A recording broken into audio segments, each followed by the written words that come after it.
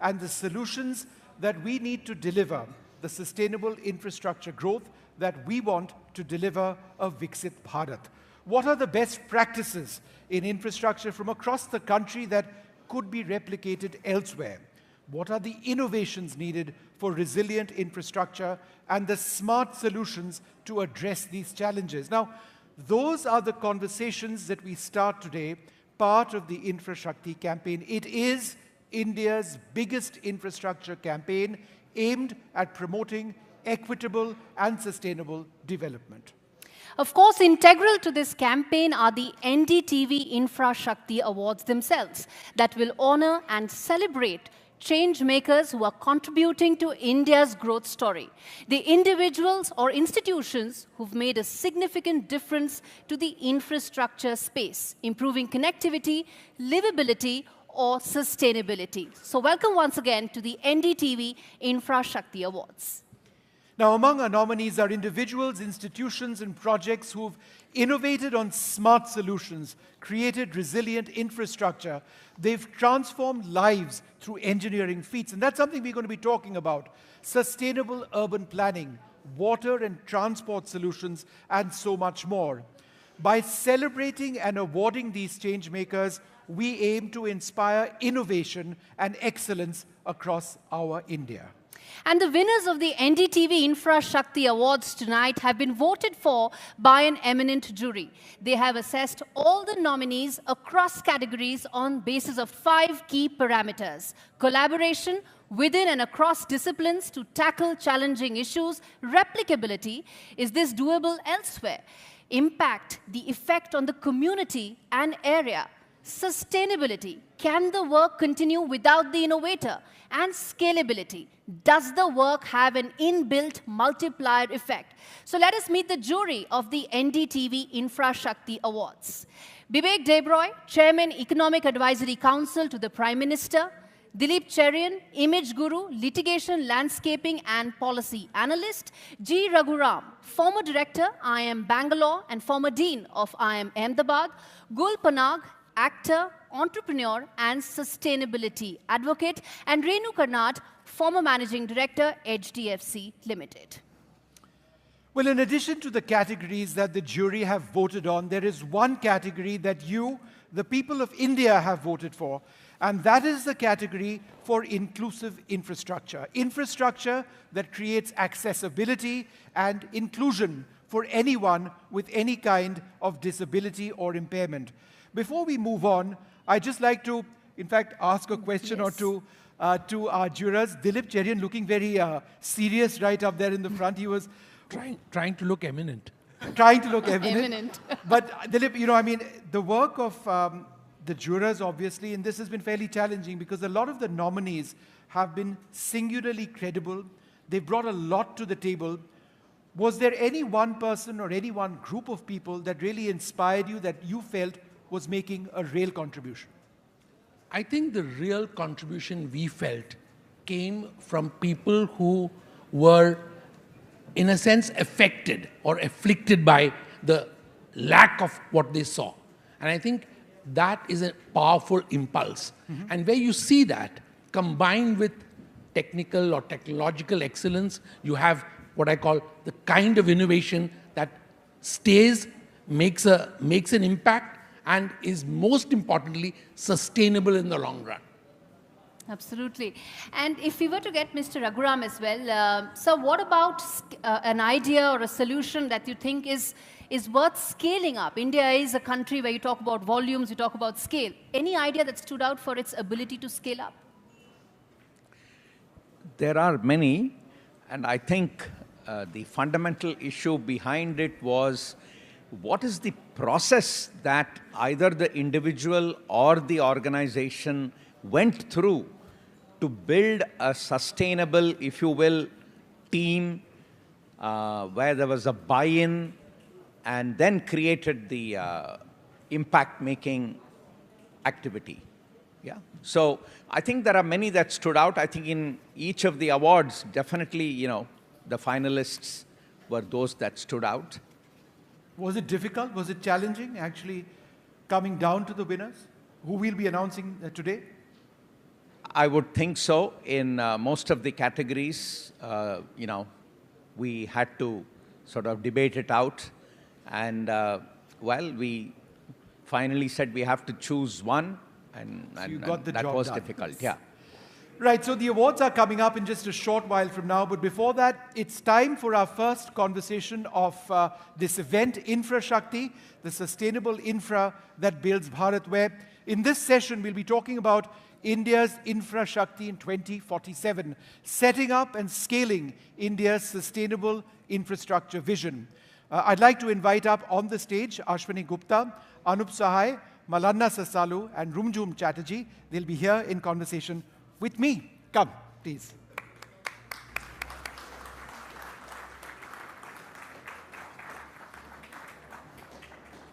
Anywhere, sir. Thank you very much. Thank you so much for being here with us. Thank you. Come. Come, Rumjum. Come, please. Come. Please. Thank you so much for being with us today. It means the world for us at NDTV to be having these meaningful conversations. We keep talking about India's economic growth, India's trajectory to becoming a truly developed nation. There are incredible challenges, but there are also tremendous opportunities. And when one speaks about infrastructure growth, the story as far as India is concerned is it's not even half written. There is so much more that we can expect. And we've got wonderful guests today. I'll just introduce them. Ashwini Gupta is CEO of Adani Ports and Special Economic Zone Limited. Thank you very much, sir, for being with us. Anup Sahai is Head of Corporate Strategy and Special Initiatives at Larsen and Toubro. Malanna Sasalu is CEO of Provident Housing Limited. And Rumjum Chatterjee is co-founder and managing trustee of the InfraVision Foundation. Thank you all very much for being with us. Mr. Gupta, let me come to you first. Inasmuch as we will be talking about the India story and infrastructure, it fascinates me that the Adani Group looks so much at the entire Asia-Pacific region, one among many regions, when it comes to ports. And that's something that you deal with personally. Even if you go beyond our region to Haifa, then in our region to Tanzania, if you look at Sri Lanka, quite besides ports in our own country, it fulfills a larger geostrategic goal that is linked to the India growth story. How? First of all, thank you for the invitation to be part of this distinguished panel. I'm just thrilled to join this conversation. Let me start with the India growth story in a sustainable planet. We believe in the $10 trillion economy. Where it will come from, the trade is at the core of it. What about trade?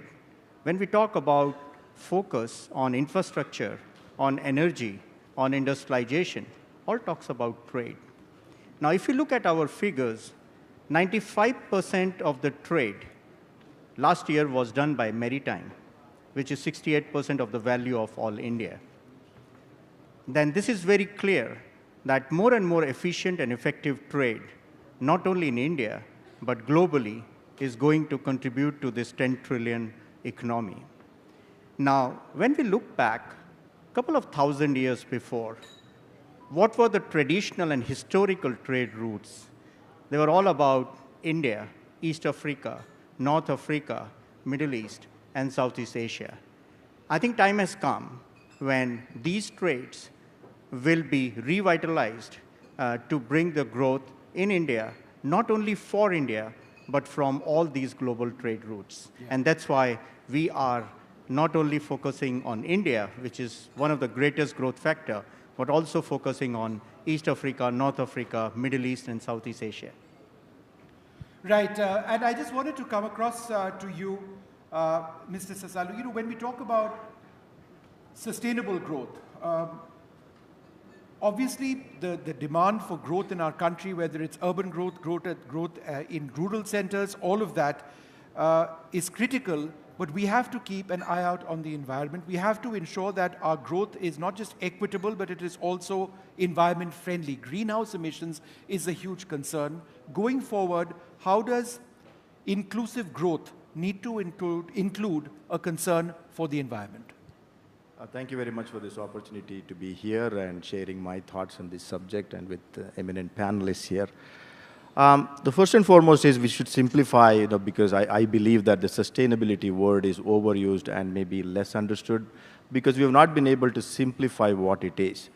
What it is that for the last 100 years, ever since we found out the steam engine that we started utilizing and the industrialization started, and we started burning coal and fossil fuels, and also the growth of economy started happening. In all of this one, if you really look at it, human beings are the only species wherein we are able to not only consume something, we are able to go and keep it for tomorrow, day after, and 200 years, 300 years, 400 years. Which means that we overuse the environment. That means we took a lot from the environment and not actually going and replenishing and giving it back. And that's the sustainability. So that is where today the effects of that are massive, that we are talking about greenhouse gas emission, where a cover which has been created in the atmosphere with carbon dioxide and methane and many other sulfur and gases, such gases. And today that there is a heat wave and other things that what we are talking about. This is what has happened. With regards to your question regarding the sustainable growth and equitable growth, what we have, if I may use the word messed up, what we have messed up in the last 100 years cannot be reversed in 5 years or 6 years because the economies in the world cannot sustain such kind of investments. Which means that even today, most of the power comes from burning coal across the world. Today, we will not be able to go and say, we'll shut down all the coal industries because we want to be sustainable. So we are going to reverse it and we are going to go for renewable energy. And it's not possible because society cannot afford it. More equitable is when we are able to educate people and when the larger organizations which are there are going to be moving towards the sustainable initiatives and also taking the entire population along with that and making sure they understand their role in this massive transformation that the world needs is probably the way the world should be going ahead. It is often a cliche that when one looks at infrastructure, one looks at buildings and ports and airports and highways, etc. But, Rumjum, when we had a conversation, a chat before we started this program, you pointed out the need to speak about social infrastructure because it's not just enough to have structures, it's important to focus on education, healthcare, water. Could you tell us about how this needs to be a key part of 2047? Vishnu, I think we've made significant progress in terms of core infrastructure sectors in the last few years, and we're very proud of that. And that has come about because of large investments that have gone in, private sector has been involved, that has led to quality infrastructure at scale, and of course, world-class infrastructure. However, India is such a diverse and large country. There is a lot of effort that we now need to put into looking at how we can galvanize the social sectors as well, the social infra sectors, with those kind of initiatives that we have actually been successful for core. So can we look at PPP initiatives in the social structure as well? Take healthcare. Is that something that we can look at PPP making a difference to even district hospitals for that matter? So there are opportunities in the social sectors where we believe that we need to focus attention so that the developing country has got challenges that need to be addressed. I agree that today what we are seeing is that those local challenges are being addressed by local solutions as well. In fact, Infrashakti Awards is one such step in that direction. We need to celebrate that. But when we look at scaling up and sustaining that, then I think there are much more efforts that will be required. Yeah. Mr. Sahai, at one level, what we are talking about are concepts and ideas and, things which fulfill a certain need. But Larsen & Toubro has done a great deal of work when it comes to actually realizing inclusive infrastructure growth, sustainable infrastructure growth. Could you give us a few examples of how that has been the case? Yeah, Vishnu. Let me take up one of my favorite things to talk about, and it relates to also what you said about water. You touched upon it. And if we talk of a resilient infrastructure, if we can get the local communities to have a say in it, and somebody was remarking about it can become sustainable if it is inclusive and if there is buy-in from all the stakeholders. So there is something I would like to talk about, which is what we do in the rural areas, in the farming community, which is we have taken up 9 sites across the country. And these are sort of water-stressed areas which have been deprived of water for long periods of time. Not completely arid. They do get rainfall, but very sparse. So we have identified these rural areas, each of them around, say, 3,500 to 4,000 hectares. And we have worked with the local communities over there. Each project or each site is something like 5 to 7 years of intervention. The first task is to see how we can improve the water resources and availability in these regions. And a number of measures are taken out with the involvement of the local people, the farmers over there, setting up councils and communities amongst them so that they can carry on the work after we have left. So things like farm bunding, trench cutting at higher levels in the watershed area, which has an effect 2 to 3 kilometers downstream of that place in terms of raising the water level in the wells and the ponds. And activities like that which have helped raise the water level or the water table in the wells and in the ponds which the farmers access for their livelihood, for farming and cultivation. And they have seen the difference these things have made. And after we leave also, so they carry on the work. They understand the meaning now of what it means to maintain those trench cuts at elevated levels and to repair it as and when required. They understand the meaning of farm bunding in a cooperative way with the neighboring farmers so that there is a system of access of water, egress of water, and release of water from one location to the other, from one farmer's land to the other farmers. They have seen productivity improvements of 2.5 to 3 times. I have spoken to farmers who earlier used to work on other people's large farmers' land holdings because they could not get enough out of their own 2-hectare plot. And now they say that after 3 years of this activity, that they can get more out of their own land, not only for their own needs, but also to sell in the market and get a surplus.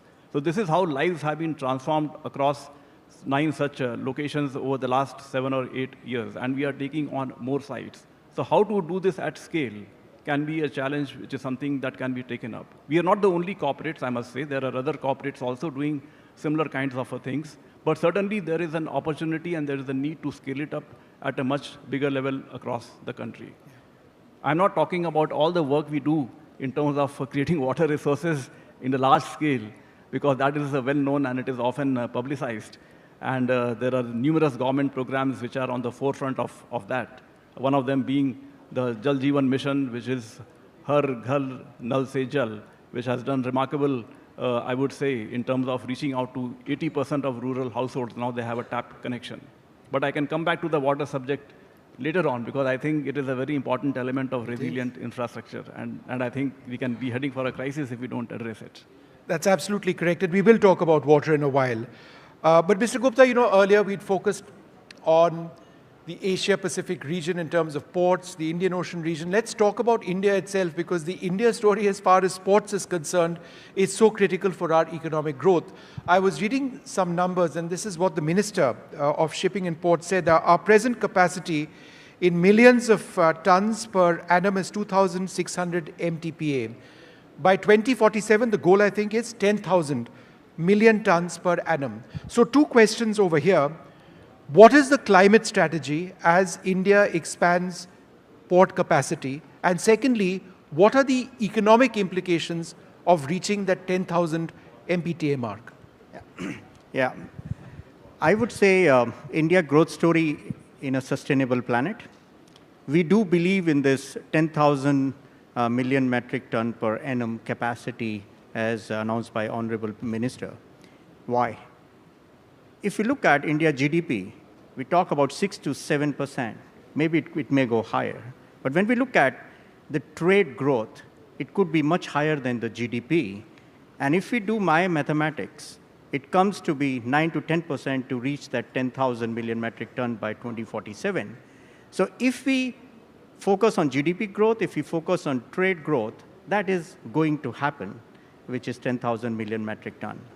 And in line with that, we ourselves also preparing the capacities. For example, in next 5 years, we will double our sales to 1 billion. Now, what is also very important that we do the growth in a sustainable way. Sustainable way means what? And I think I fully appreciate what you said. Sometimes we overuse the sustainability word. In my language, sustainability is something that you should hand over this planet to your grandchildren as your grandfather did to your father. That's what is the definition of sustainability, despite of exponential growth, despite of capacity creation and so on. So what is most important in this sector is the end-to-end renewable energy. And as I'm speaking, 13% of our ports are driven by the renewable energy. And we are putting up the world's largest renewable energy park, 30 gigawatt in Kawara. Now, the second thing which comes is again about planet, is about how green our planet is. Again, we are aligning ourselves with the Indian government's ambition of net zero by 2070. We as Adani Ports have set our target to be net zero by 2040. Renewable energy, in case of planet, 48 million trees by 2030. But more important, the species, which is mangrove, you would have seen when you are on the plane and you're looking at the beaches or the coastal line. In Asia, we are the pioneers in doing the mangrove development, and in India, we are the biggest. So which means air, water, land.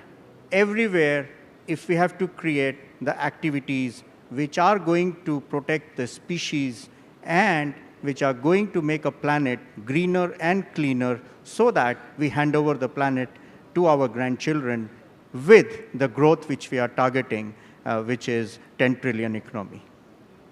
That's fantastic if we can actually achieve it. But there's so much more to be done. I think that really is the challenge.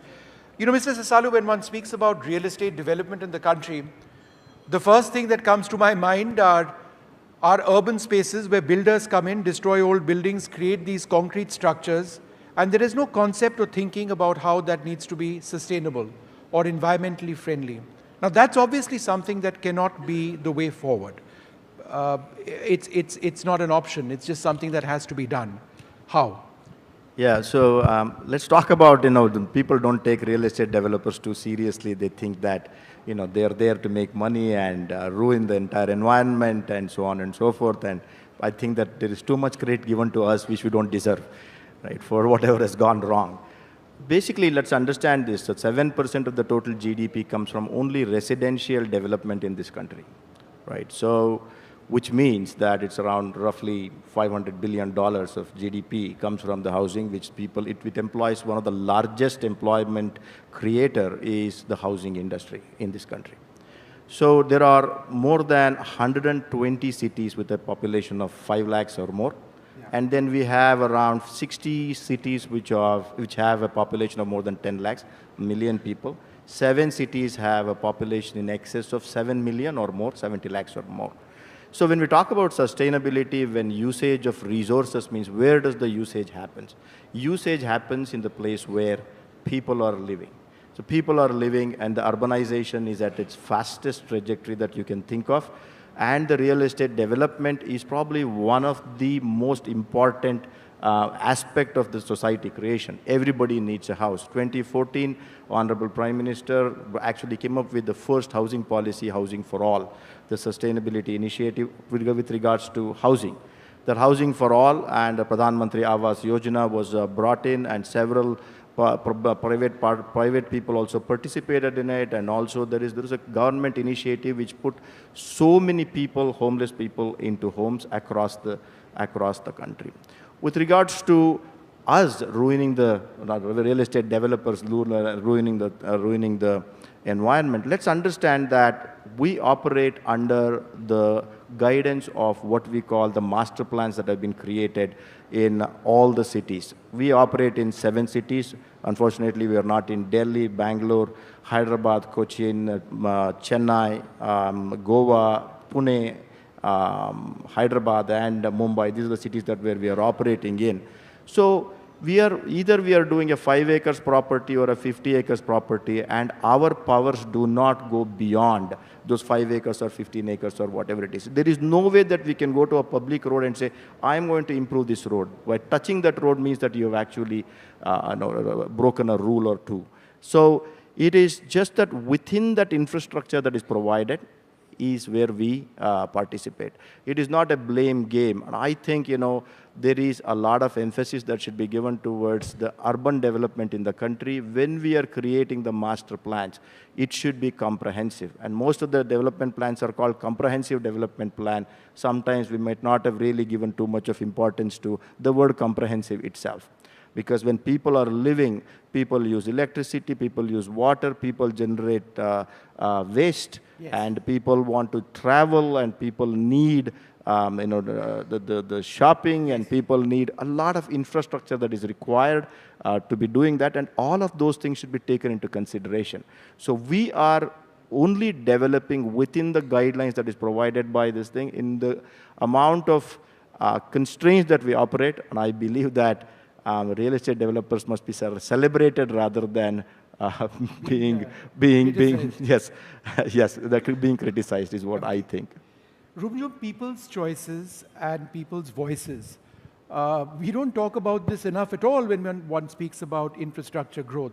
And the reason it is important to have inclusive growth is because we aren't one homogeneous society. We are a deeply heterogeneous society. But these are just words that I'm saying. How does one have inclusion when it comes to a vision, whether it's real estate, whether it's highways, whether it's buildings, or anything else which involves the voices of diverse people? Absolutely. Vishnu, I think the important thing is that we don't listen to people's needs enough. Infrastructure is meant to improve the quality of life of our citizens. But we cannot assume that infrastructure will be made and they will have to live and operate within that. We need to understand what infrastructure is required for them, how they would like it, and wherever this has been used, this concept has been used, we've seen fantastic results, all of which are sustainable, because people know what they need, they want, how to get that, and how to operate that so that it benefits them. I think Mr. Sahai was talking about the water example. I'll give you another example of the change that we've seen when it comes to sanitation. The entire Swachh Bharat program was actually developed on the basis of the fact that if people own the entire program and know what change they want, then they will take ownership of that. They will ensure that they are actually going to be able to create assets or infrastructure that is going to benefit them, look after them, and therefore that is how we will move towards sustainability. Sure. So we need to do a lot more of that, whether it's urban areas on saying, why is it that a metro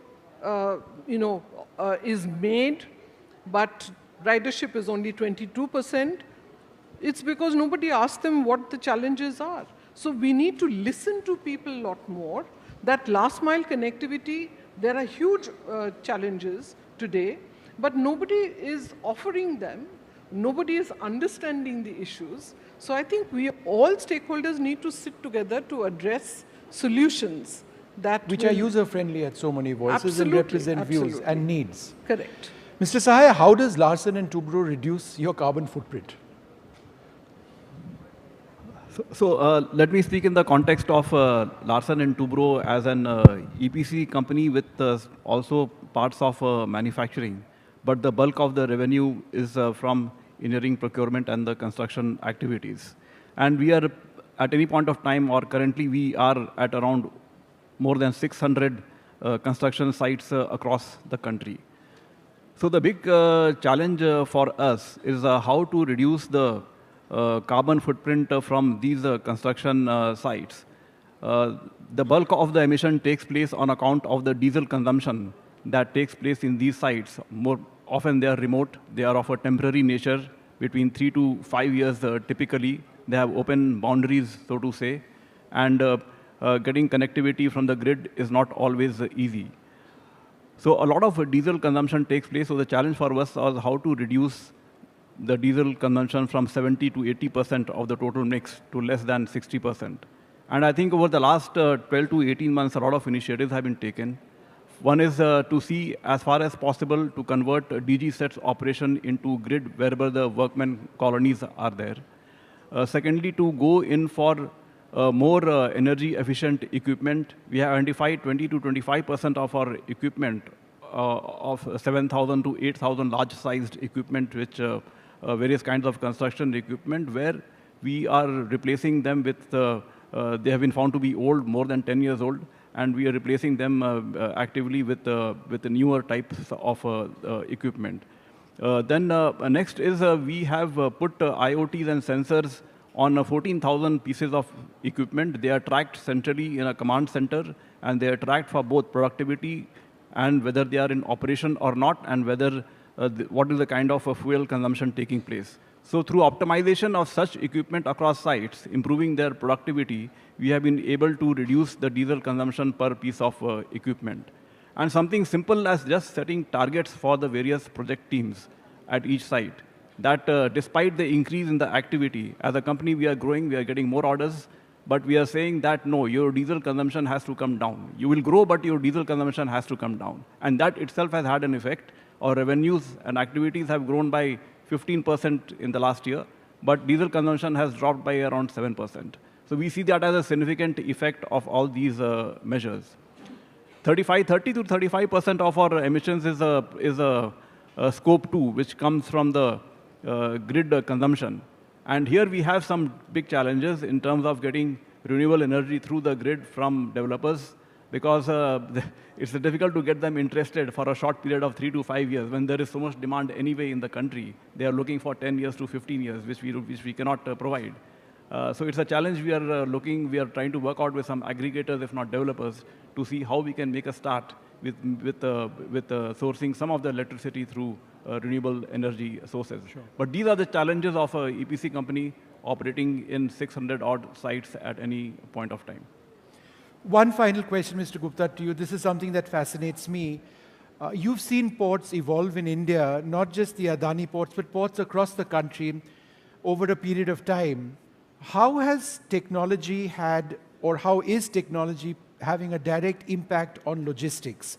And when one talks about logistics, there are also constraints, because outside the ports, there is the entire highway network, there is the end user who has to gain from all of this, and there are problems and bottlenecks at every stage.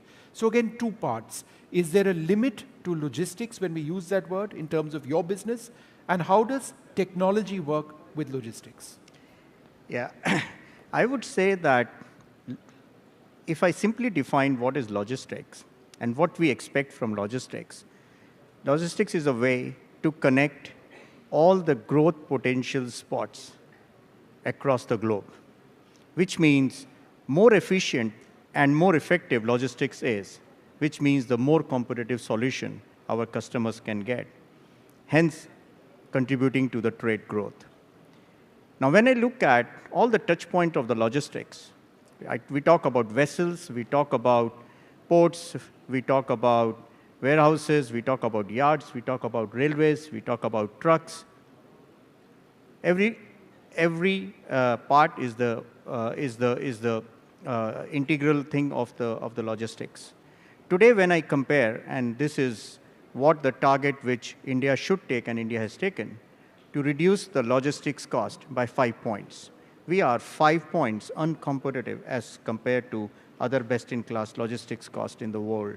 Imagine if that 5 points goes down, how much effective we will be in the whole world. And why are we above the world standard? So the first thing is, do we have a seamless connectivity between all the models of transport?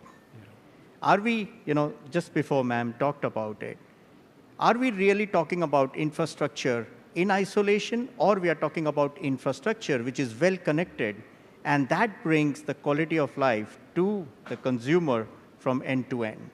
So I think the challenge, so let me put it, the opportunity which we have is thanks to all the policies and the focus of the government on the logistics is bringing a lot of good things, whether we talk about dedicated freight corridors, whether we talk about multimodal logistic parks, whether we talk about the railway feeders, we talk about warehousing. I mean, everywhere we talk about, there's a special focus on logistics because we all have realized if we really want to be competitive in the world, we need to work on our logistics cost. When it comes to maritime vessels, in 1 decade, we have reduced by 1/10.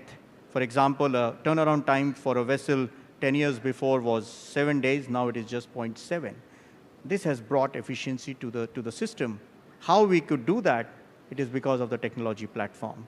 So when I talk about if we have to connect the dots of each and every infrastructure which is influencing the trade, the technology platform is the only solution. Technology is an enabler to connect everything. And I think the way we are seeing e-commerce today, how many packets we receive at our home every morning, which is totally different than what it was 5 years before. Let's talk about that logistics, which will be end-to-end seamless. Yeah. Well, a wonderful start, I would hope, to many more conversations today for this program. And I think this really sets the table for what we were trying to do, which is to look at infrastructure and infrastructure growth from a holistic standpoint. We've looked at it from the standpoint of diversity, different voices. We've looked at it from the standpoint of technology. We've looked at it from the standpoint of carbon emissions. And we've looked at it from the standpoint of India, the macro geostrategic picture as well.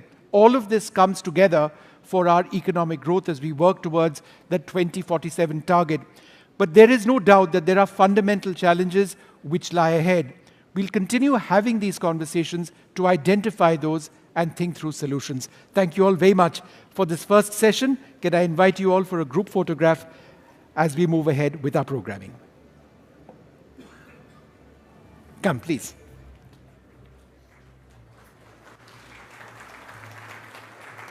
Should I now go on stage? Wait. Come.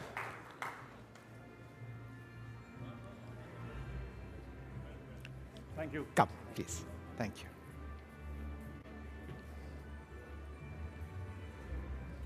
After you. Thank you.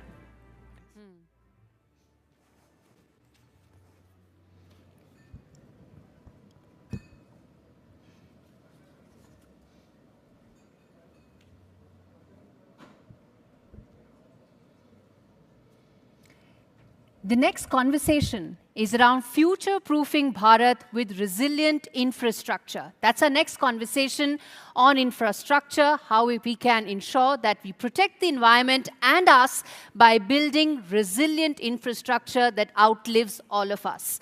To talk on that, I would like to invite up on stage Ricky Cage, Amit Singh, G. Raghuram, Anumita Roy Chaudhary, and Mr. Vinayak Chatterjee.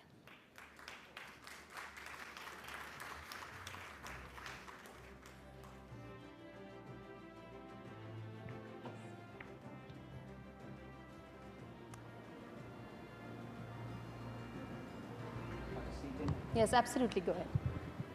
Yes, we can sit there. Yes, please, ma'am. Amit, right here. Yes.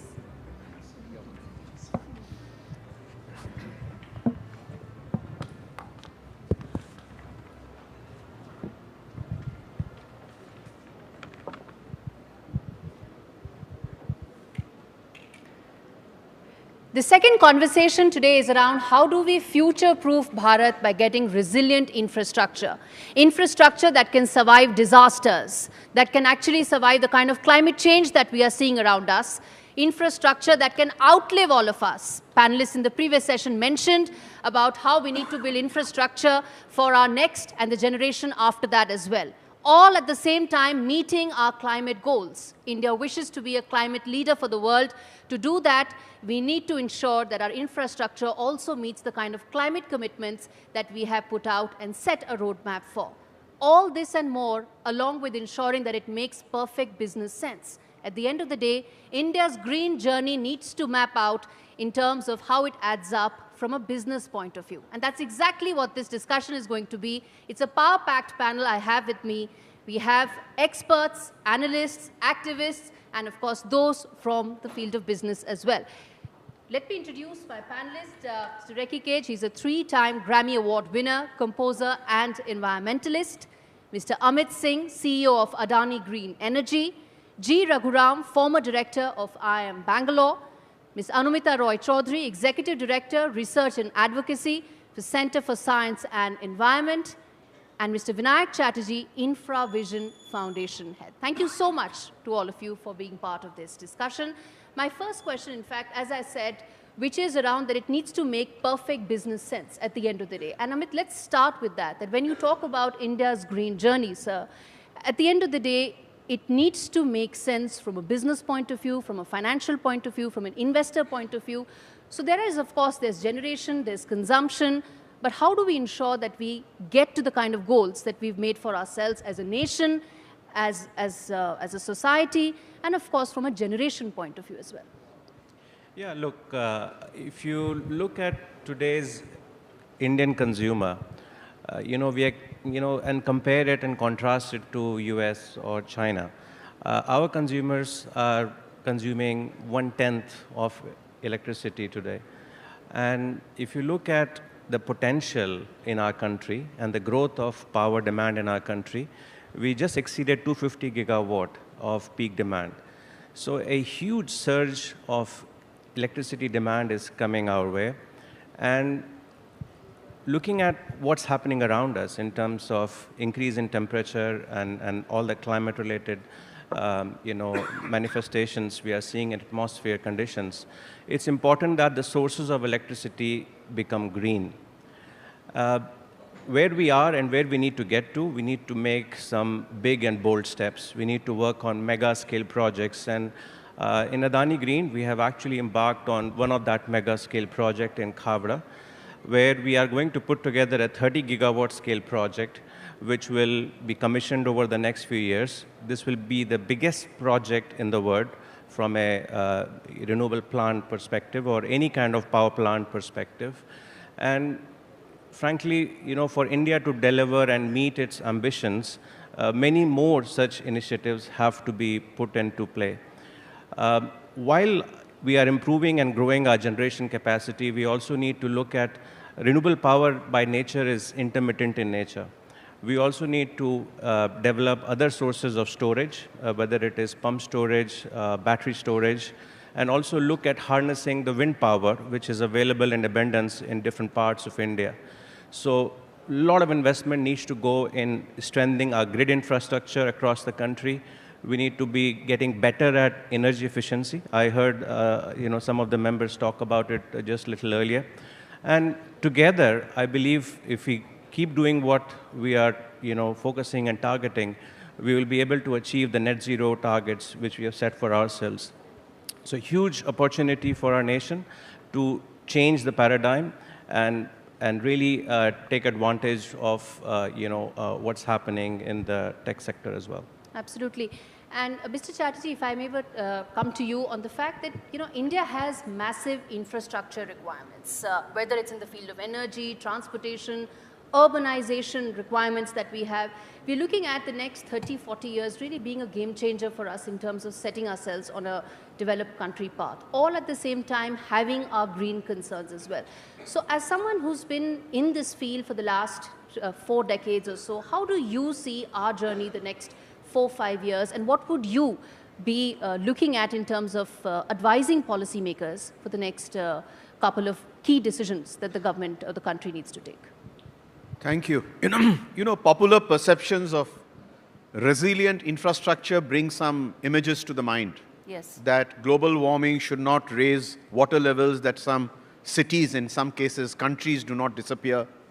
The fact that we should not make roads through tiger reserves, that we should not cut too many trees to build a new industrial park. Absolutely. These are popular images of, or we should not sanction projects where cracks appear in the Joshi Mart buildings. These are these are popular perceptions of grappling with resilient infrastructure. Yes. So in terms of policymakers, there are two suggestions I have, and I'll keep it short. One is that India is burdened with fairly large historical installations of infrastructure. Let me give you an example. India has the largest number of dams. How often does anybody think about dams? You don't. Yes. You probably visit one or two as a tourism destination. But India has the third largest number of dams in the world. But wonder of wonders, 63% of them are more than 100 years old. They're built during British times. And their structural strength has fallen. Now, if you have 63% of 7,000 dams, which are 100 years old and structurally inconsistent, you got a major problem on your hands. Absolutely. And in Parliament, it was said that there have been 42 instances of dam collapse. And the World Bank now has a program called DRIPS, which is to take a look at some of the dams, and many of the dams now actually have to be retired. So what is going to happen to those reservoirs? Now, the point I'm making is whether they're railway footbridges, or whether they are tunnels, or whether they are dams, there is a large number of historical infrastructure in India which is from colonial times. So the advice to policymakers first is that we should have some kind of a very strong technical inspection teams to see that footbridges don't collapse, that railway tunnels don't collapse, that cracks don't appear in buildings like in the hills in Joshimath or in Shimla or Dehradun. That's one policy intervention that is sorely required now. The second point I want to make is that India does not have a sustainability index. We have ratings on ESG, which you will find in all corporate balance sheets now. Now, that's fine, because you get brownie points for rising up the scale on your ESG ratings. But we do not have a sustainability rating. And I'm now going to do a little bit of marketing for a particular project that we have done, which I'm very proud of, in the Infravision Foundation, which is to develop a 102-point index of a sustainability index. Professor Raghuram is on our governing council, and he knows how deep we have gone in the subject. We have developed 102 criteria of definition of resilient infrastructure across various dimensions. And I'm not listing them out for you, but it goes from the method of construction to the green that it demolishes, etc., etc., etc., or the water it uses, or what it does to the community. Now, we have a sustainability index of 102 parameters, which policymakers should use now. And we have tried to propagate it with the Prime Minister's Economic Advisory Commission, with Niti Aayog, with NABFID and others, to say, can we propagate the India-specific sustainability index? And I hope to enthuse Mr. Pugalia, you're sitting here. I hope to share this document with you in NDTV so that you may take a call as to whether it's a campaign worth taking on. That India should have its own homegrown sustainability index by which policymakers decide first whether to sanction a project or not. After you've sanctioned a project, it's too late. But should we have, for example, a major highway being built in the eco-sensitive, fragile Himalayan ranges right up to the highest levels? I'm obviously not taking the names of towns. Should you sanction such a project? So issues like these should pass through the test of the sustainability index for policy makers to judge first whether the country should actually have that project or let it pass. So it's a complex subject, and I'm going to stop here to offer these two suggestions to the House today. Thank you. In fact, both are very valid and important points. What do we do about our legacy infrastructure? We can, of course, make amends when we start afresh, but what do we do about our legacy infrastructure and about the sustainability index? And I want to take your views, in fact, on both these issues, which are most important, Professor Raghuram as well as Anumita on this, that what do we do about our existing infrastructure and also about the sustainability index that Mr. Chatterjee spoke about? Absolutely. So if you really think, if there is some takeaway from the summer that we have just, experienced, first, the persistent heat wave, and then unprecedented flood. What it's telling us, and that's a message, that climate change, which is real, that's constant, but we cannot keep blaming climate change all the time, keeping in mind the way infrastructure is taking shape today, that aggravates and compounds the impact if we do not get the blueprint right. And it's all about getting the blueprint right so that cities, need not be a bad word, but cities can be part of the solution. If keeping in mind again that we are told all the time that most of the growth, the infrastructure growth that we are all talking about today, that the most of it still lies in the future in India, that we have not grown to the extent we would grow in future. That means it's an opportunity if we do it right. If not, then it's a disaster. So from that perspective, there are three takeaways that how can we therefore do and build for resilience and for mitigation. Clearly, as we are all saying that, so one is the whole housing and the built environment, which is going to expand phenomenally. We have just heard about Government of India's big program, Housing for All, but we also have a program, India's Schooling Action Plan, which says that thermal comfort for all. This is absolutely important in an era when we are going to get hit by heat wave. But the issue is that are we really building for thermal comfort? Because when you go down to the ground, you realize that a lot of prescriptions and the rules that we already have for ventilation, daylighting, material, that will actually help to reduce the thermal load and the heat load on the buildings to make us more comfortable, to reduce the air-conditioned hours, we often do not meet them. So it's important that we do that right. Second, we are talking about floods. We are talking about choosing material so that we can reduce the heat island effect. You know, this summer, when we went out with the infrared thermometers, and we actually measured the temperature of the granite pavements. And under the sun, the temperature would hit 60 degrees when the grass-paved areas were just about 40. Now, this kind of data has to inform infrastructure design and development, the material that we are selecting today. Similarly, understand that we just have seen about the water crisis in Bangalore, water crisis in Delhi. But why? Because the master plan of Delhi is saying that if we had improved the water storage in Delhi, then almost 900 billion of water could have been, it has the potential. And if at least 25% of that can be done, and we stored that, then that can help us to meet the shortfall. But where is the design for that, especially looking at Bangalore, which originally had more than 1,400 lakes for water storage, has dwindled to just about 198, and with massive reduction. So clearly, therefore, what it means that while we are growing, that how do we grow well and not use, for instance, not just use our, come out of the conventional approach of planning as well, that do not look at stormwater drain for 100% water to be drained out of the city, but change the draining concept in such a way that you recharge, you conserve, and keep most of the water inside the city. So my final takeaway is that we have to understand this and understand how to therefore build these indicators in our infrastructure planning to minimize impacts, build resilience, and mitigate, and be inclusive. Because when we map out the heat-prone areas and the flood-prone areas in the city, that's where the maximum poor people live. So clearly that creates and gives us the agenda that how do we need to build and construct for the new normal.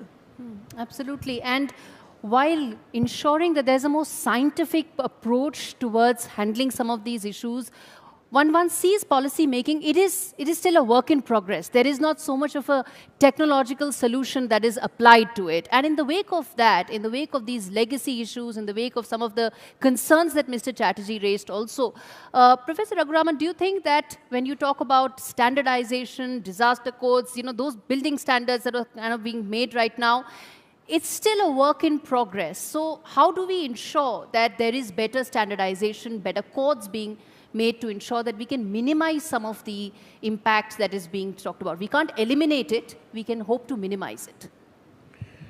Yeah, I mean, building on what Vinayak said about looking at existing infrastructure, definitely, I mean, I think to an extent it is, say, you know, colonial infrastructure, so the age factor. I'm sure he also implied not only the age factor, but the way the environment is changing, higher, greater variation in temperatures, more water, more flooding. So maybe not only examine existing infrastructure from the requirements that the climate change would impose, even new infrastructure that we are planning to construct, what are the standards?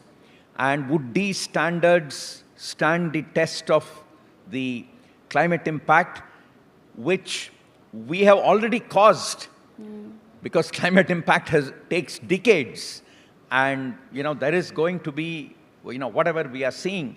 So, for example, the tar on the roads, would they sustain consistent 50 degrees centigrade direct sun hit on it?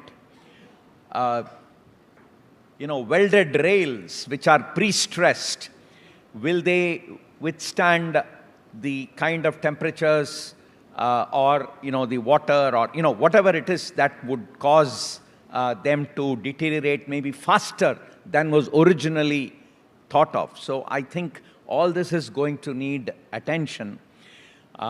Technology can come in. Maybe we need a lot of sensors, ability to monitor. We will need better governance. We will need people who are charged with the responsibility of looking at this, which I don't think the relevant infrastructure institutions today think through. So I think there is this whole issue of standards and monitoring for standards. I think there is another important issue which is more of a moral, ethical concern in India, and that is, we may have standards, but what is our execution? The plan execution gap. And some of the disasters that we've been having, take that game room in Rajkot, that, where the fire came in, and, obviously people don't follow codes. I could have good, so first is, do I have the right codes? But even if I have that, so take Ahmedabad as a city, until the earthquake, it was accepted that people will violate building codes. I'm sorry, we had our real estate friend in the earlier panel, but I think we were waiting for a disaster like the earthquake, where compliance with codes in Ahmedabad has definitely increased. And the new Ahmedabad that's coming up, growing around, is far more compliant. So we have standards, we have, dealing with the issue of execution. And I think a third aspect we need to worry about is bringing in innovation in an inclusive way. And for that, for example, R&D. I think infrastructure has grown in India to such an extent that we need to start having fundamental solutions, many times bottom up. Academic institutions have to be brought in. Maybe manufacturers have to be brought in. Take the example of railways. I don't think enough R&D gets done. Maybe today we have brought in manufacturers, giving them some leeway to come up with their own designs. But we just need a lot more fundamental R&D. Corporates, I've been saying the Adani Group is now so widely set up in different domains of infrastructure that they could very well invest in fundamental R&D and create knowledge that will enable future-proofing of infrastructure. Just to give an example, because Adani Green, if we want future-proofing infrastructure, I'm looking at solar. Solar panels are coming on surfaces. Now, India is a country that can ill afford giving up surface for solar panels. I don't know, the largest solar park is coming up. It's right on the surface.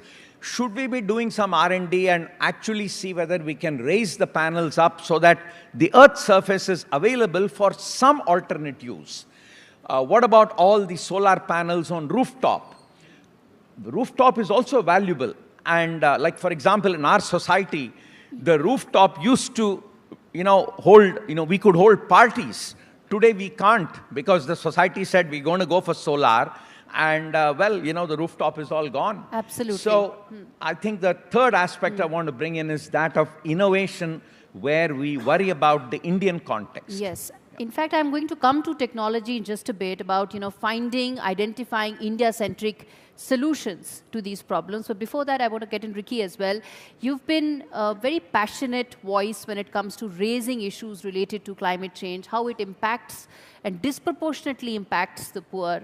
And the fact that we are having these conversations is testimony to the fact that at least we are now recognizing the problem, addressing it. There is greater awareness about it. Through your music, you've raised that awareness. What next is the frontier that you want to capture through your music? So first of all, yeah, I'm going to take the conversation a little bit tangentially. Absolutely. And I believe that, the words development and the words infrastructure have been pretty much hijacked simply because I believe that development by its own definition should be in collaboration with the environment. But nowadays, when we think about development, the only thing we think about is concretization, New York skyline, and roads and infrastructure and things like that. And we've got a separate term for sustainable development, which is good development, when it should be the opposite, that development by itself should be sustainable development, and we should have a separate term for, unsustainable or irresponsible development. So an example for that is basically, in my role as being a United Nations Goodwill Ambassador, especially working with the United Nations Convention to Combat Desertification, I've been quite involved in this project known as the Great Green Wall. Now, the Great Green Wall is a collaboration between the African Union, the European Union, and the World Bank. And what it essentially is that it's basically infrastructure. And it is creating a green mosaic belt all the way from Senegal in the west to Djibouti in the east. It's in the Sahel region. And it's about 18 kilometers 15 to 18 kilometers in thickness, and the length of the entire infrastructure is about, I think it's about 8,000 kilometers, and about 18% of it is ready, which is about 18 million hectares of land, and which has been completely green. And this is pretty amazing because it is going to serve generations and generations, number one. And number two is that it's going to help in climate resilience, especially when it comes to the effects of climate change, that is, desertification, drought, and it's going to help in retaining water. It's going to help in bringing back biodiversity, helping in sustainable livelihoods for people. It's going to help in jobs and things like that. And also adding to what Professor said just now, that I did this concert I think it was in 2016. I did this concert at the Javits Center in New York. And what I loved about that concert was that the Javits Center itself has got a roof which is about 7 acres large. And they'd taken me on a tour of that particular roof, and they'd completely greened the entire roof. And there were trees, there were shrubs, there was vegetation over there, and it was quite amazing because there were 50 species of bird that had made their home, the roof of the Javits Center. And also there were 5 species of bats over there, and it also helped in insulating the structure. So they had to use much less energy to warm the Javits Center during winter and to cool the Javits Center during summer. And of course, it also helped, mitigate the use of storm drains because it would collect rainwater and it would also retain rainwater. So I believe that we have to look at infrastructure as not just being concretization, but also infrastructure which is natural infrastructure. Indeed, and I think this is the kind of steps and the roadmap that we are hoping to sort of carve out here. One of the interesting things that I think Professor Raghuram mentioned was about the need for identifying solutions given the constraints that India has. I remember, Amit, when we spoke prior to this panel, you talked about the need to identify areas which do not, or solutions that do not require that much land as one of the reasons that we need to work on. So when we talk about India-centric solutions, the kind of tech breakthroughs that we need to identify, the kind of skill gaps that we need to address, how would you like to come in on that point? And then I get in Mr. Chatterjee as well on it. Sure. So I think if you look at where we are and where we are going forward, I think it's important we recognize the kind of skills which are needed in the next few years. and what kind of technology gaps which we need to kind of address. And I'm an engineer myself. I did 25 years ago, but if you're an engineer entering college, I think you have to future-proof against AI. You need to have a better understanding of how the renewable power is going to change our ecosystem around us. And there are two things which I would say a young person or a mid-career person needs to look at in developing a skill set. First is manufacturing. India is going to massively scale up manufacturing. That's the way to go. That will underpin the growth in our country and also in renewable sector and infrastructure.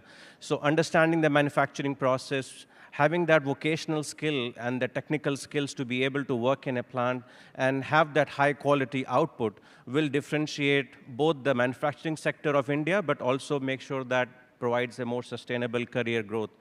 And the second skill set, which will become very important, is understanding technology, especially digital technology. I think it's important that digital is pervasive across everything we do. It has to become part and parcel of how we do projects.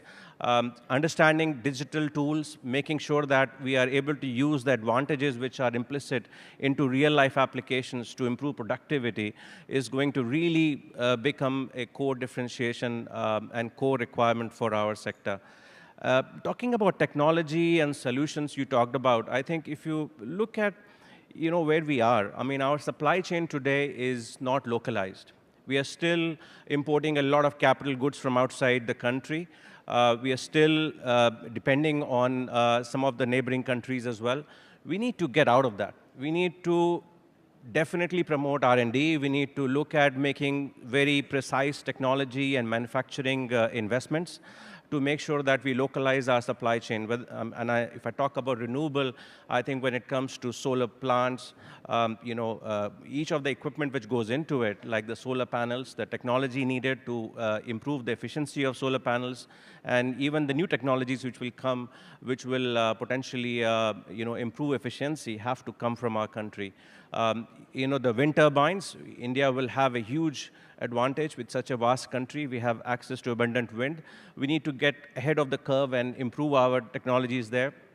We need to look at battery technologies. We need to, if a young engineer out there, batteries will become immersive.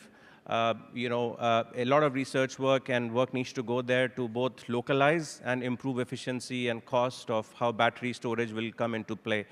And then digital and AI, I think, lo and behold, I think infrastructure will be a big consumer of digital technology. And, we need to take the, implicit strength of our country and bring it to infra as well and improve efficiency and productivity there.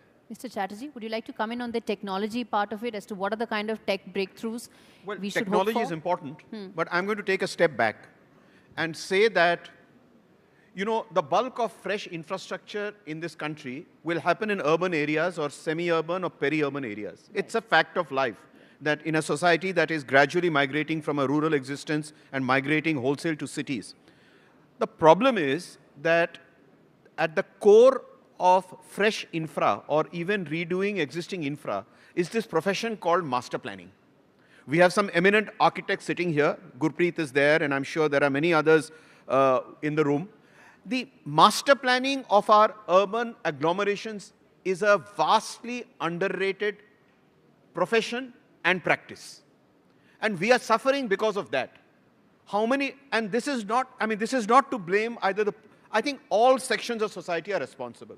The political class, the bureaucratic class that run town and country planning offices or city master plans, or even civil society that does not stand up to say that you cannot build unless there is an approved master plan which has a societal sanction.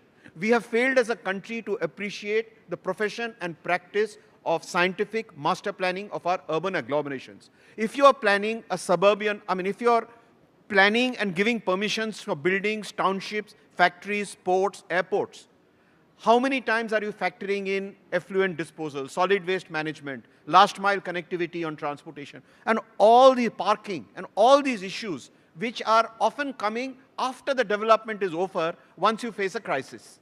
So the point I'm trying to make is that it is about time that the urban ministry set up a very strong practice, permeated down to state levels to say that India requires a separate recognition, profession, practice, and implementation of world-class urban planning standards, period.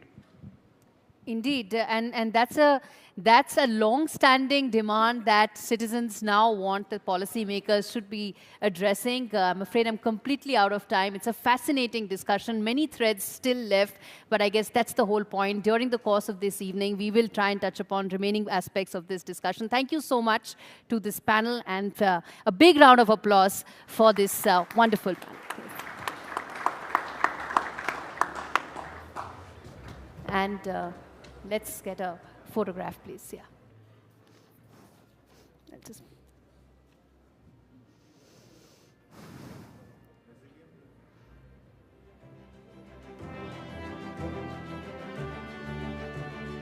Thank you. Thank you. Yes.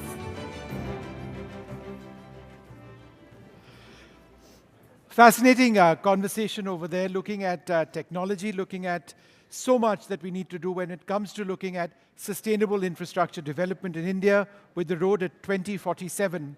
We've got so much more to talk about this evening on this program. We've got our keynote address coming up as well with Mr. Pranav Adani. Before that, I'd like to invite all of you over here to join us for a high tea, after which the best part of the evening, I assure you, the Infrashakti Awards will be coming up. And of course, we'll be speaking to our guests of honor, the ministers, Nitin Gadkari, the leaders, Hardeep Singh Puri, and Sarbananda Sonowal. All of that comes up in a little while from now. So do join us for high tea, ladies and gentlemen.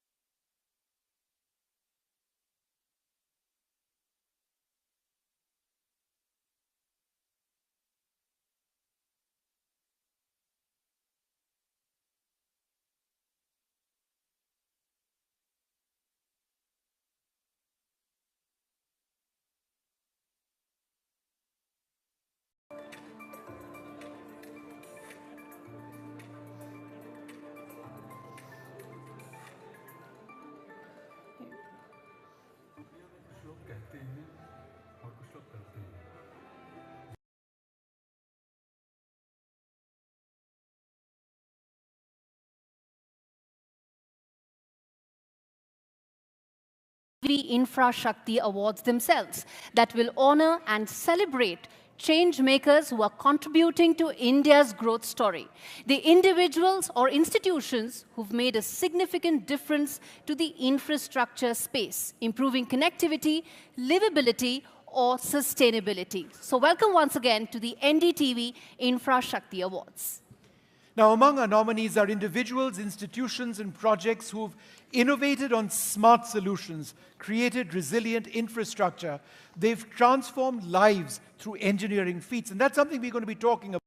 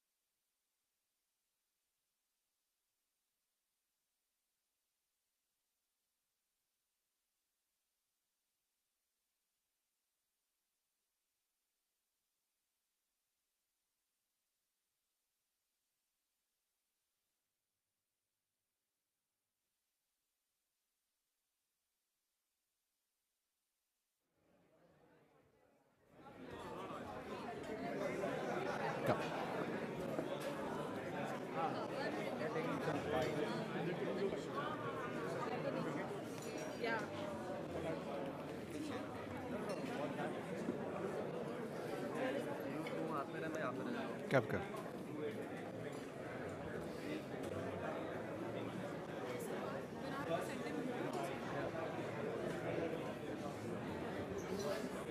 How's it going, Ed? All well, huh? Futuristic. Huh? Yeah, bye. It's all talk.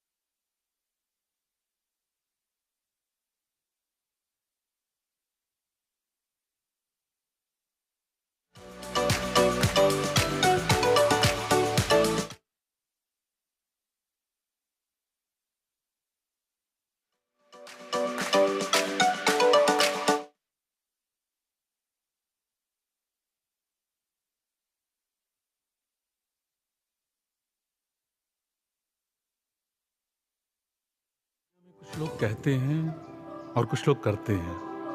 जब कहा गया देश में solar power सफल नहीं हो सकता, तो हमने सुना नहीं, उसे सफल कर दिखाया। कहा देश का सबसे बड़ा पावर प्लांट बनाना इम्पॉसिबल, तो हमने पॉसिबल कर दिया। चर्चा हुई देश में इतना बड़ा पोर्ट बनाना असंभव, हमने संभव कर दिखाया। मुश्किलों की नहीं सुनते अदानी, हम करके दिखाते हैं। दुनिया में कुछ लोग कहते हैं और कुछ लोग करते हैं। जब कहा गया देश में सोलर पावर सफल नहीं हो सकता, तो हमने सुना नहीं, उसे सफल कर दिखाया। कहा देश का सबसे बड़ा पावर प्लांट बनाना इम्पॉसिबल, तो हमने पॉसिबल कर दिया। चर्चा हुई देश में इतना बड़ा पोर्ट बनाना असंभव, हमने संभव कर दिखाया। मुश्किलों की नहीं सुनते अदानी, हम करके दिखाते हैं। दुनिया में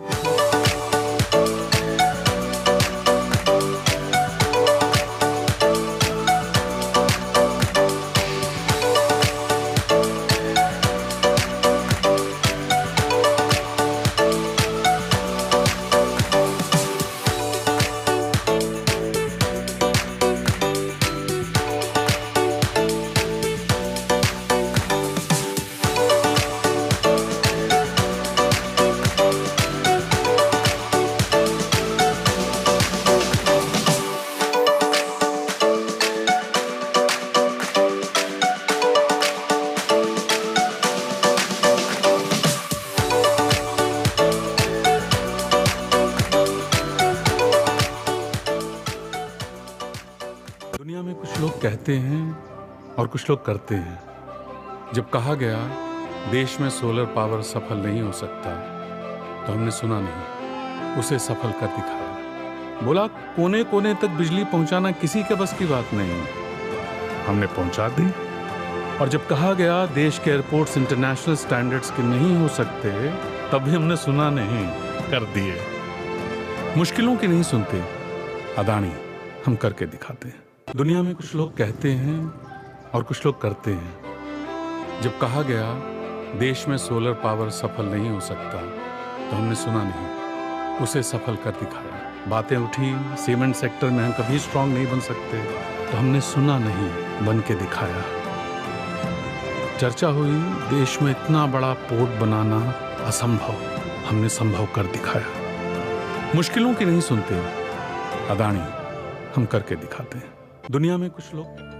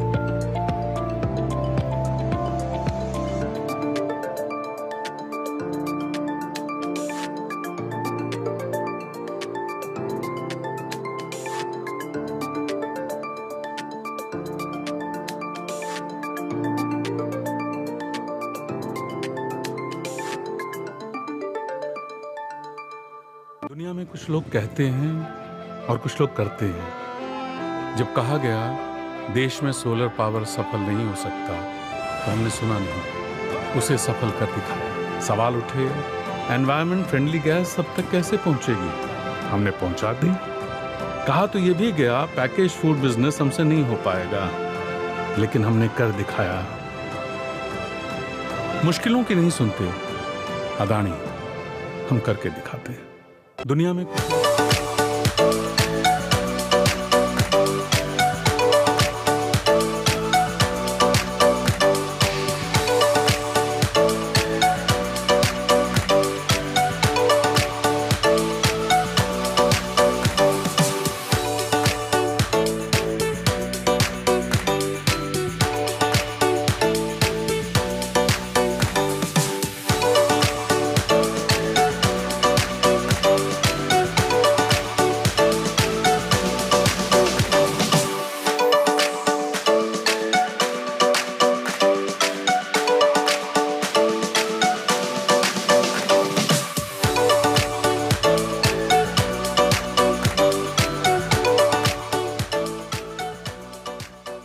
दुनिया में कुछ लोग कहते हैं और कुछ लोग करते हैं। जब कहा गया देश में सोलर पावर सफल नहीं हो सकता, तो हमने सुना नहीं, उसे सफल कर दिखाया। कहा देश का सबसे बड़ा पावर प्लांट बनाना इम्पॉसिबल, तो हमने पॉसिबल कर दिया। चर्चा हुई देश में इतना बड़ा पोर्ट बनाना असंभव, हमने संभव कर दिखाया। मुश्किलों की नहीं सुनते अदानी, हम करके दिखाते।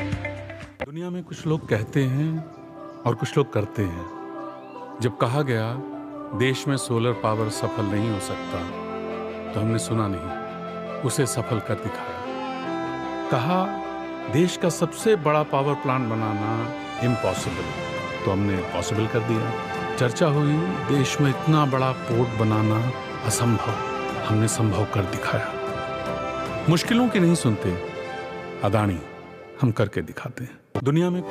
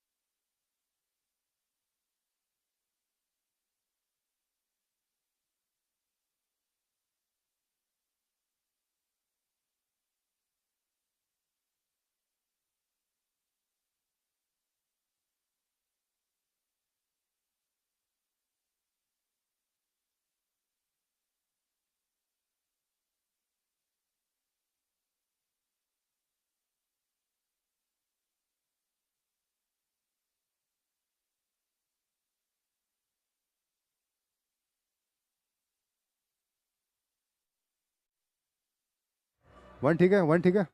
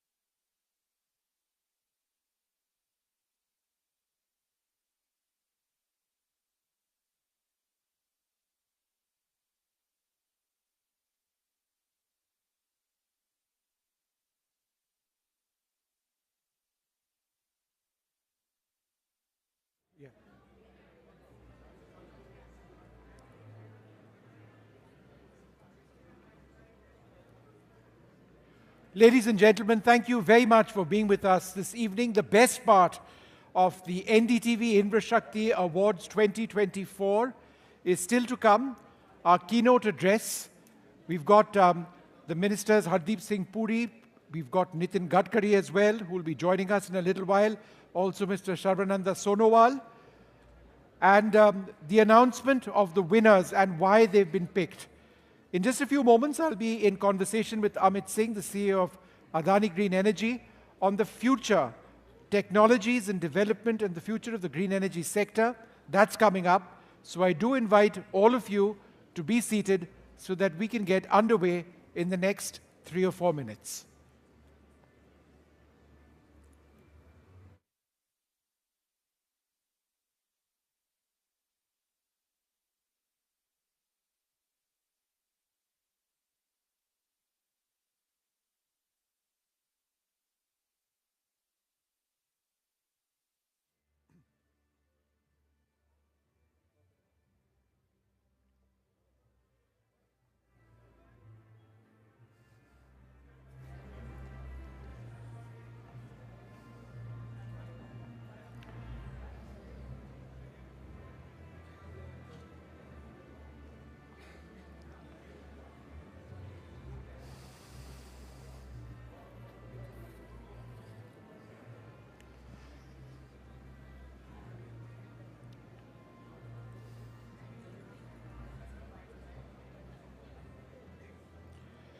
Ladies and gentlemen, thank you so much for being with us. As I just said, the best part of the evening is about to get started. You are at the 2024 NDTV Infrashakti Awards, and I thought it would be interesting to have a conversation with Amit Singh, the CEO of Adani Green Energy, on a couple of key points that he was talking about. Sustainable green energy transition, some of the key technologies involved. This is an area where India is a world leader. And the roadmap ahead is something that we all need to look ahead at in discussing India's infra growth, our infra potential going up to 2047. Amit Singh, if you can join me for this conversation. Come.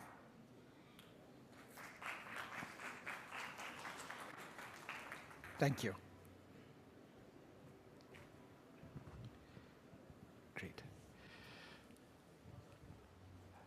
Mr. Singh, thank you so much for speaking to us. When it comes to India's green energy transition, it is at one level profoundly technology-based. And I was just fascinated by one point that you mentioned when you were speaking earlier today, when you spoke about windmill technology in India and the abundance of the potential that exists.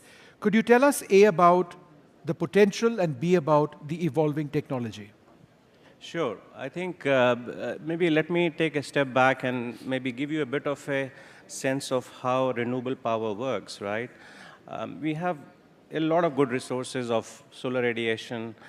We have wind, which typically blows. And if you look at the hours when the wind blows at a higher velocity, it is usually in the morning and evenings. And we benefit from good wind in the coastal areas of the country, onshore, and offshore also in south of India and west of India, we have a good wind potential which we can harness. So what it does, when you combine wind with solar, you are able to complement each other and give a firm kind of a power for most of the day and evenings where you have peak demand. And when you look at solving the power demand for night time, there is a requirement for storage, large volume storage, large scale storage solutions. And if you look at the technologies and opportunities we have in the country, what comes to mind is the pump storage as the big scale solution which our country needs to work on.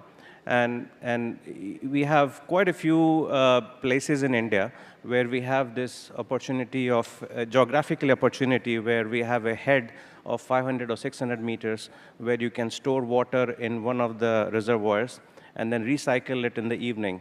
So you can produce power late night and supply, the solar power and put the water in the top reservoir. So this is the context we are trying to solve for. Now, the key technologies, if you look at this solution, which are required for green energy, I think the very first one is solar panels.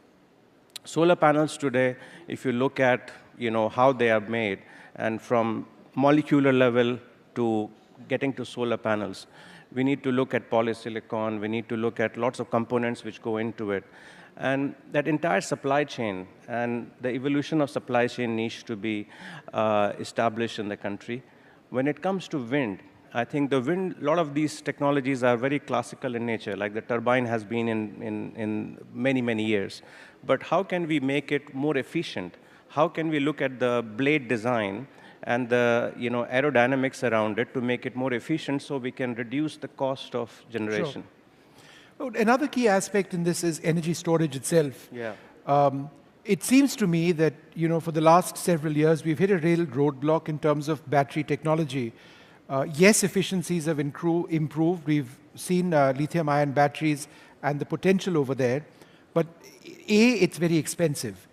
B, the size of batteries increases dramatically as you want storage capacity to actually go up. Do you see this as being a fundamental challenge to which we haven't yet got a real breakthrough? And if we are looking at future technologies to work through this problem, what would those technologies be? Yeah, look, I think batteries are evolving very fast. If your understanding of battery was 6 months old, then it's too old. If you look at the price of lithium chemistry batteries, they have reduced quite significantly.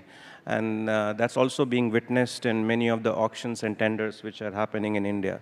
So one thing is very clear, that batteries are becoming economically feasible now for large-scale storage solutions.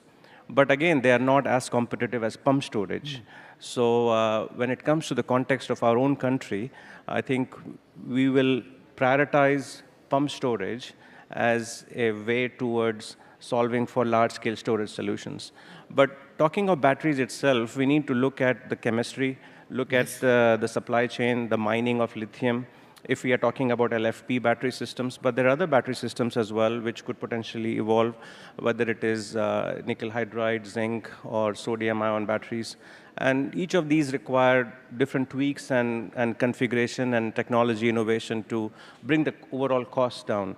But we need to look at supply chain really from molecular level. Otherwise, we'll miss a trick as we transition into green future. I had a very basic question. The Adani Group has dozens of square kilometers of solar fields, and that's just set to expand. Many of these are in arid and semi-arid areas, where the buildup of dust and sand reduces efficiencies dramatically. How exactly do you deal with dust and sand?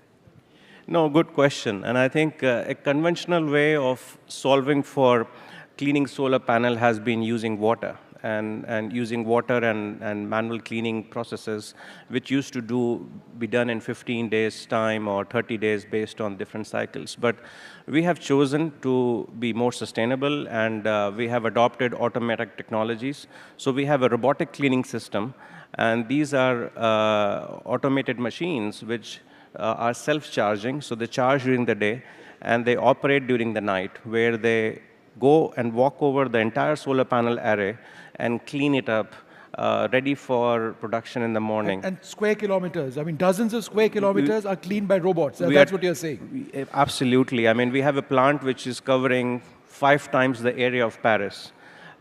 You can't imagine humans or any kind of way of doing that in an arid area where water is also in not available in abundance. So the sustainable way is to use these dry brushes, which are mounted on robots, and they clean the entire solar panel. So we get very high efficiency, and we're very happy and satisfied with the results we have. How are you able to track and monitor the efficiencies of individual solar panels? There would be lakhs of them. Are you able to, for example, observe them real time? And how do you ensure that they're all working efficiently? Because you have certain goals in terms of the season, obviously, but you're feeding a certain grid. You can't be too high or too low. So the efficiency of each panel or sets of panels is critical. How do you maintain that? Look, you're absolutely right. I think we make a forecast on how much production can come from each of these panels, but it's not possible for any manual intervention. So what we have done is we've invested in digitalizing each of these solar arrays, where we've installed different IoT sensors, which are installed on each of these solar panels. And we're aggregating all of that data in real time. And using AI and machine learning, we're able to see the usual pattern of production, which happens on a daily basis, and then detect any anomalies against any historical benchmarks and patterns, which allows us to kind of be very precise in how we look for maintenance, so that a maintenance engineer in the evening can go and exactly go to the pinpointed problem and solve for that. So we are able to kind of optimize our resource allocation in such a way that using these digital technologies, we are able to kind of become very, very efficient. And I think now we're going to even get better with digital twin and ability to model these at large scale, where we can detect more engineering problems, which were previously diagnosed through multiple levels of laboratory test. But using AI and data patterns, we are able to now detect them without those fancy laboratory tests also. Yeah.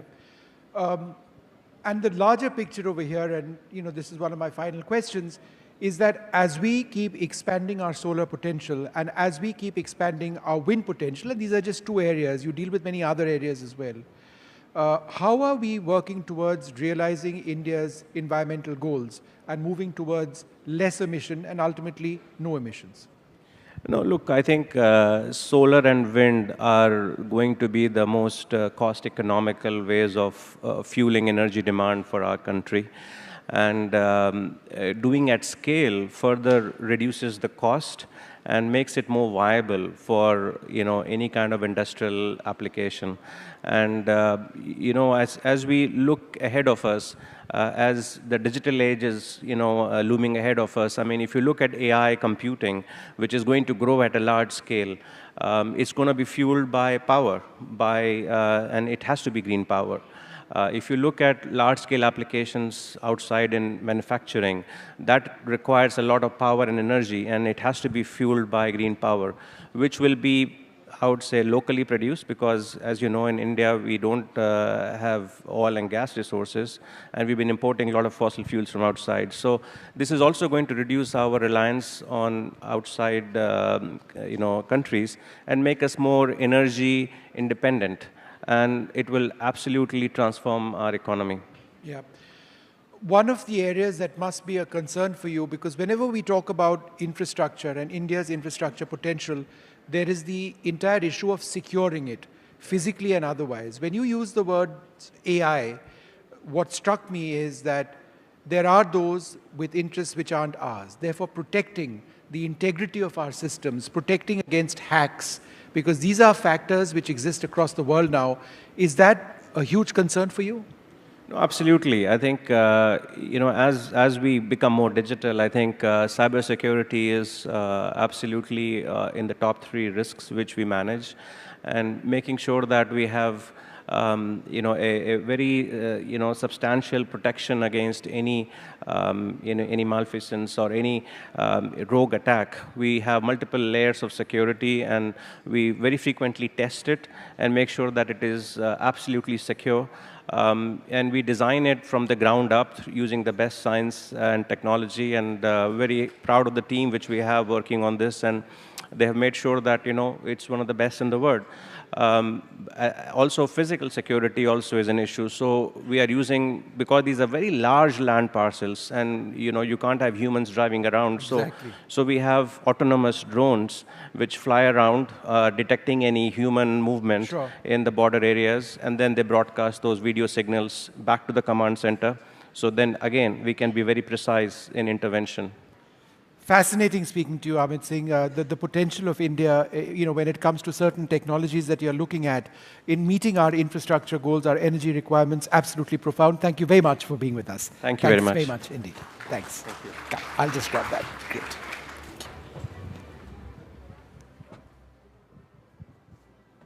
Nope. Come.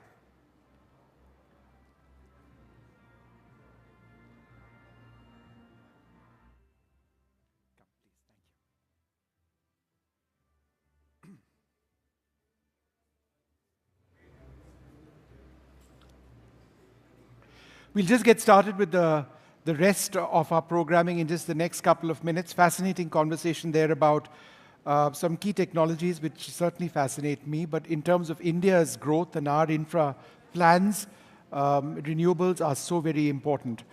We've got our keynote address coming up in just the next couple of minutes. I'd invite all of you to be with us. We'll get started in the next 2 or 3 minutes.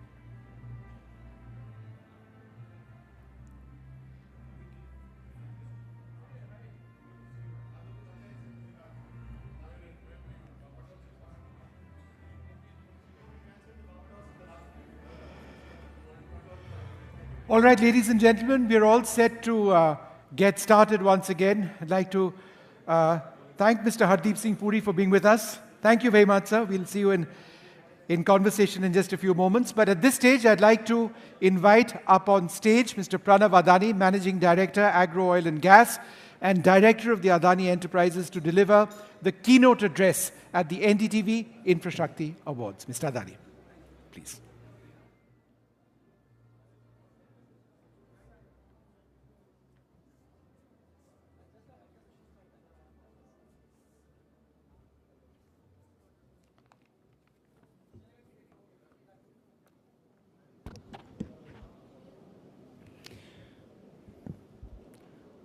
Honorable Union Minister of Petroleum and Natural Gas, Shri Hardeep Singh Ji Puri Ji,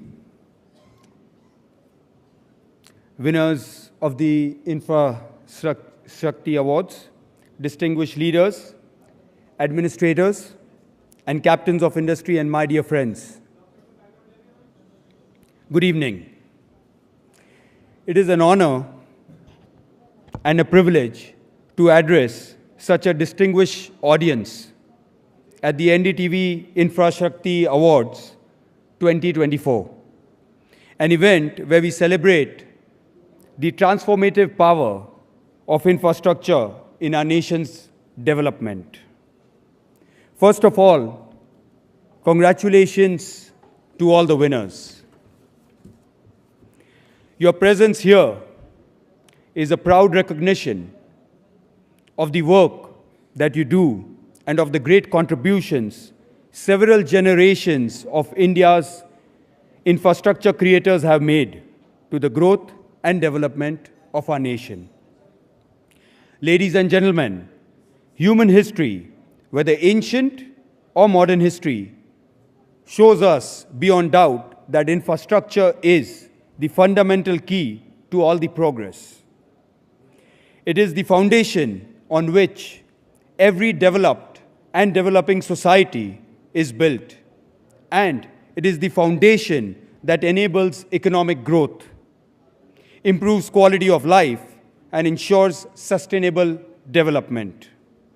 As our Honorable Prime Minister, Shri Narendra Bhai Modi ji reminded us, robust infrastructure is often recognized as the primary growth engine for a developing nation. India's progress is directly influenced by how strong the backbone of the country's infrastructure is. Here, the understated point is that in any country, the development of sustainable infrastructure is inseparably tied to how the government approaches this vital sector.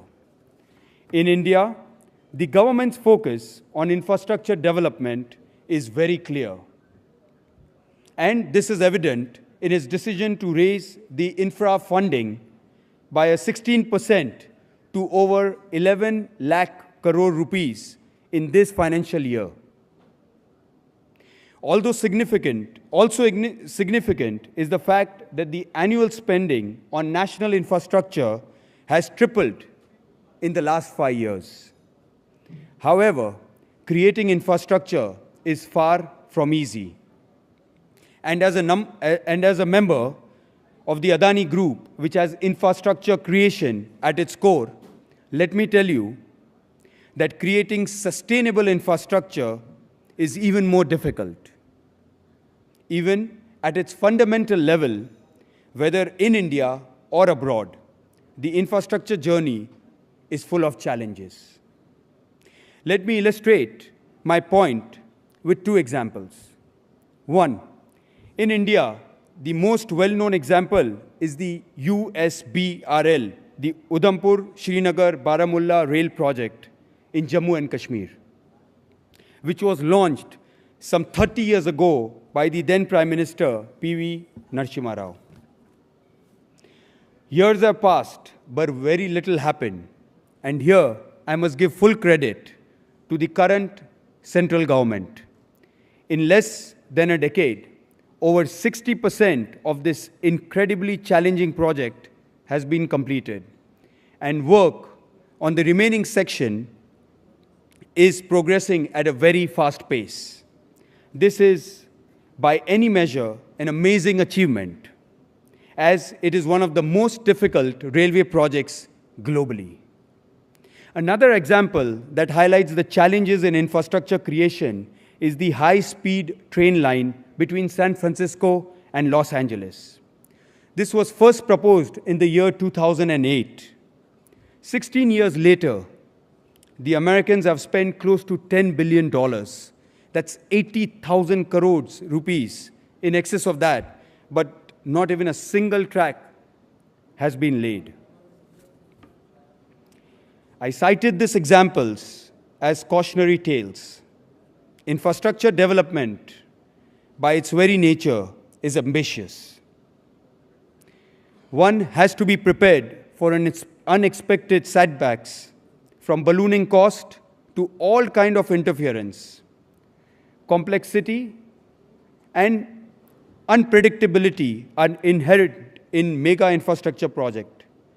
Such experiences underscore the need for robust planning, transparent execution, and resilience in the face of challenges. Perhaps that is why very few entrepreneurs have dared to take on the challenges of infrastructure development.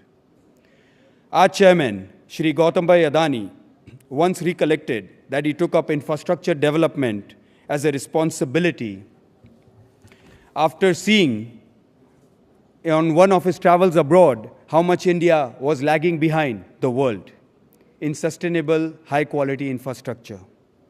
And although he knew it would not be easy, he was determined to stay the course. In the late 1990s, when he decided to build ports, terminals, and power plants, he already knew what lay ahead. One of the advertisements from 1998 had this line in it: "We know it will mean taking on giant odds, facing huge challenges, and solving immense problems. Yet we went ahead because we knew what we were up against, and we were ready." At the Adani Group, we learned our lessons early. Our own 3-decade infrastructure journey has taught us a lot. And let me summarize 3 of the most important lessons for the benefit of all. First, it is important to be aligned with national policies and priorities. A perfect illustration would be the PM Gati Shakti scheme, the National Integrated Master Plan that lays the foundation for India's overall infrastructure development. It broadly prioritizes India's needs in 7 sectors, namely roads, railways, airports, ports, mass transport systems, waterways, and logistic infrastructure. To us, the sensible way forward is to be aligned with these national priorities. If we build what India needs, we can better navigate the complexities and, as a result, build faster, build bigger, and build more efficiently. Second, we must have a strong talent bench in place with the technical expertise and competencies to manage and execute large and complex projects. The third lesson is that infrastructure creation requires long-term vision to anticipate both domestic and global trends. In our case, Shri Gautam Adani saw very early on that the world would need to phase down thermal power. And as a part of energy transition, and that is why we decided to get into renewables. Not only as an alternative, but also as an equitable way to stay on course for the global energy transition.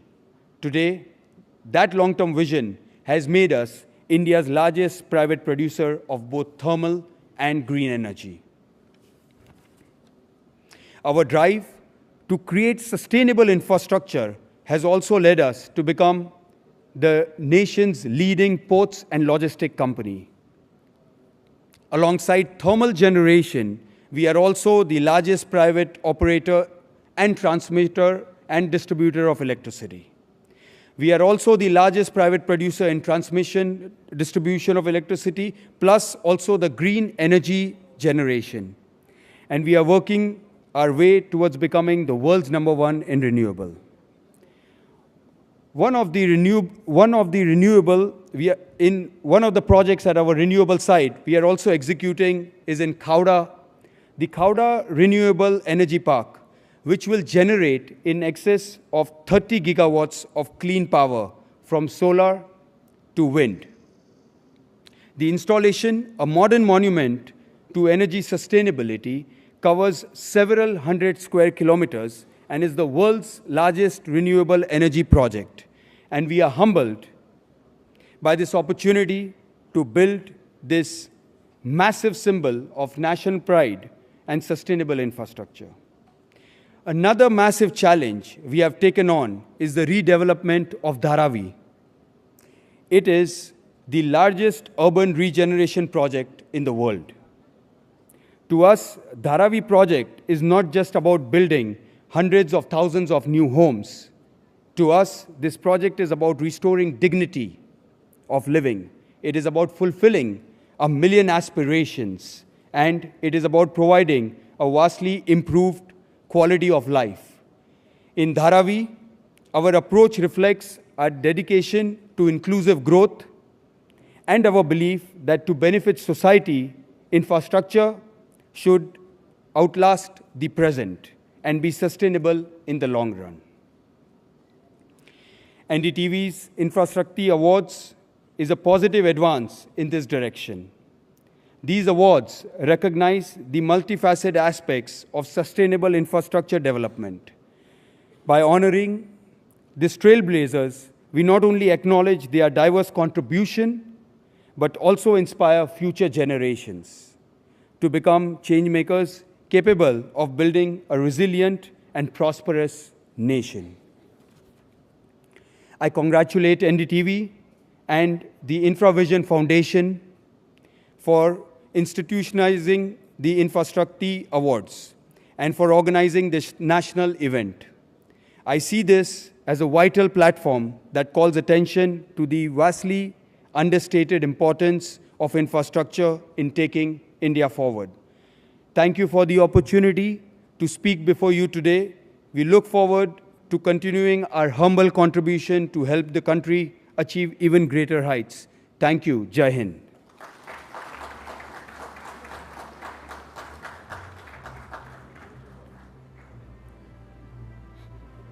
Thank you.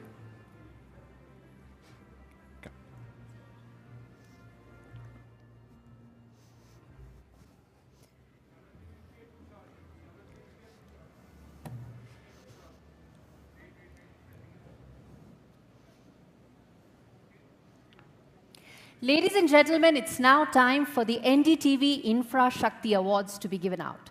But before that, we get to the Jury Awards and the People's Choice Award. We start with the NDTV Special Awards. The first of them is for Infrastructure Financier. Now, we all know infrastructure is the heart of the economy and of growth. And rapid infrastructure development is one of the ways in which a country can take advantage of economic opportunities. Since infrastructure is such a high priority area for development, financing of infrastructure projects is equally important. We cannot recognize the efforts of those who create infrastructure without recognizing those who make it possible financially. To present the award, I would like to now invite up on stage Shri Hardeep Singh Puri ji.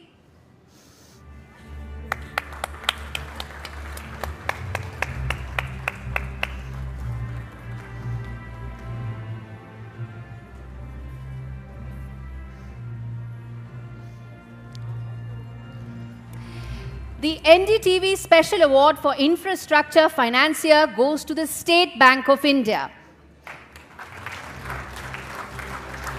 To receive the award, may I invite on stage Mr. Gulshan Malik, Deputy Managing Director of SBI.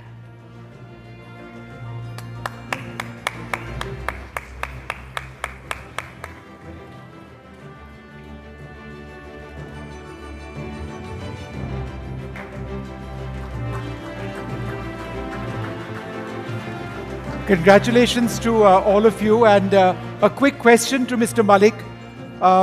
The State Bank of India obviously works at so many levels. But in terms of funding infrastructure development in India, could you tell us a little bit about the role of SBI?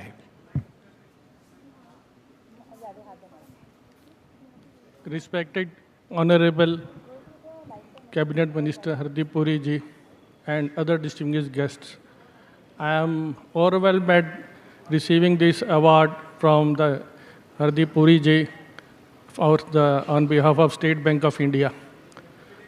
It recognizes the efforts made by State Bank of India in financing infrastructure projects across the country. We in State Bank of India believe that our Government of India has chosen infrastructure development as an engine for the development of this country and taking this country as a developed country under the Amrit Kal. And we also recognize that how we can also play a role in that. Right. And we are also building capability because what we feel in the next 4 to 5 years, the way the projects are being plugged, and in the last 10-15 years, the overall the structure have been built to take this forward, and in that the government has also spent a lot of money through their budgetary support and created the infrastructure for the PPP also. Right. So that will help us also in development of that, and we in State Bank of India have build the capability. So whenever any such projects are coming, how we can take it forward. And in the last 2 years, we have funded a lot of, I will say the 2 or 3 green the airports. We have funded greenfield airports. We have funded greenfield ports. We have funded greenfield across metros. the field. Yes. It's absolutely amazing. Thank you so much for coming here, and congratulations once again, sir, for winning this award. Mr. Puri, I request you to be on the stage. Yes. Thank you very much, sir. I will just a add one small line. group photograph, if we can. I will just add one line. Yes, sir, please. This award will inspire us to do more, how we can be a partner for taking this country to a developed nation, a Viksit Bharat. Absolutely. We feel honored, sir. Absolutely. Infrastructure Come, is the backbone, please. and financing is Thank the very you, sir. heart of it. Thank you very much indeed. Please, Mr. Puri, be on stage with us for a moment. Yes, Steve. As we move on to Next our award. next award, which is truly a very special award. It's an award that honors and celebrates the extraordinary career of a man whose exceptional contributions to the nation have earned him the reputation of being a transformative force in Indian infrastructure. Take a look at this story.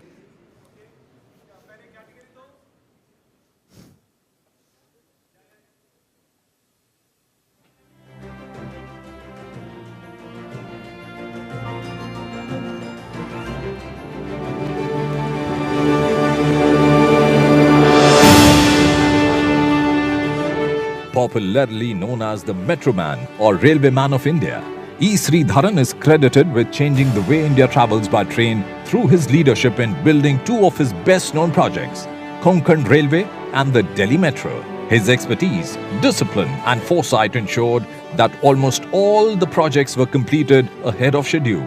He was the Deputy Chief Engineer of India's first ever metro in Kolkata, building it from scratch and showing what contemporary urban development could look like. Later, it was under E. Sridharan's leadership that Cochin Shipyard launched its first ship, Rani Padmini. It was as Chairman and Managing Director of Konkan Railway that he pulled off one of the most difficult railway projects in some of the toughest terrain in India, with innovative methods and novel technologies. The crowning achievement of E. Sridharan's legacy remains the Delhi Metro. Its flawless execution triggered India's metro revolution. For being a transformative force in Indian infrastructure, E. Sridharan has been awarded the Padma Shri and the Padma Vibhushan, along with many other national and international awards. E. Sridharan's success stories have become railway engineering benchmarks, and he's considered the Masiha of new age infrastructure projects. The recipient of the Lifetime Achievement Award for Connecting India, E. Sridharan. A big round of applause. Mr. Sridharan couldn't join us today, but receiving the Lifetime Achievement Award on his behalf, Anuj Dayal, Executive Director of the Delhi Metro Rail Corporation.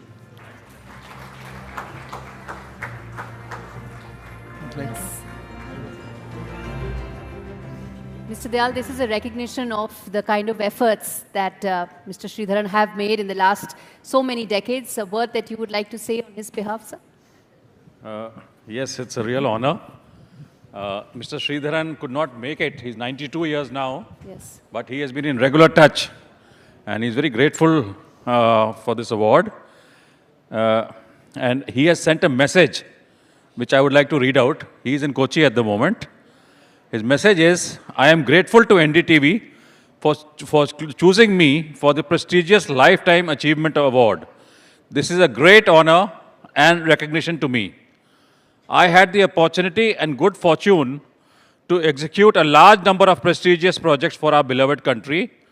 What enabled me to successfully execute projects like the 760 kilometers long Konkan Railway from Bombay to Mangalore, Delhi Metro and many other metro projects, earning me the nickname Metro Man of India, all of which was due to the unique work culture I was able to instill in all these organizations I had headed.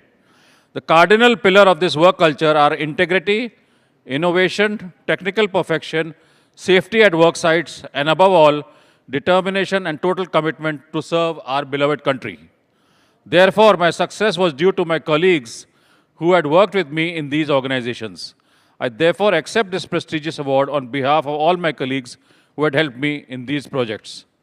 If our country has to be an ideal developed country by 2040, as envisaged by our Prime Minister, many infrastructural projects have to be taken up.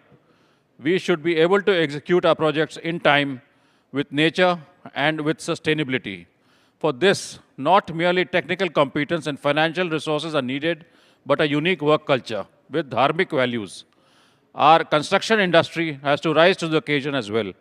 I must compliment NDTV and their knowledge partner, the InfraVision Foundation, for the endeavor and campaign to promote equitable and sustainable infrastructure development in our country.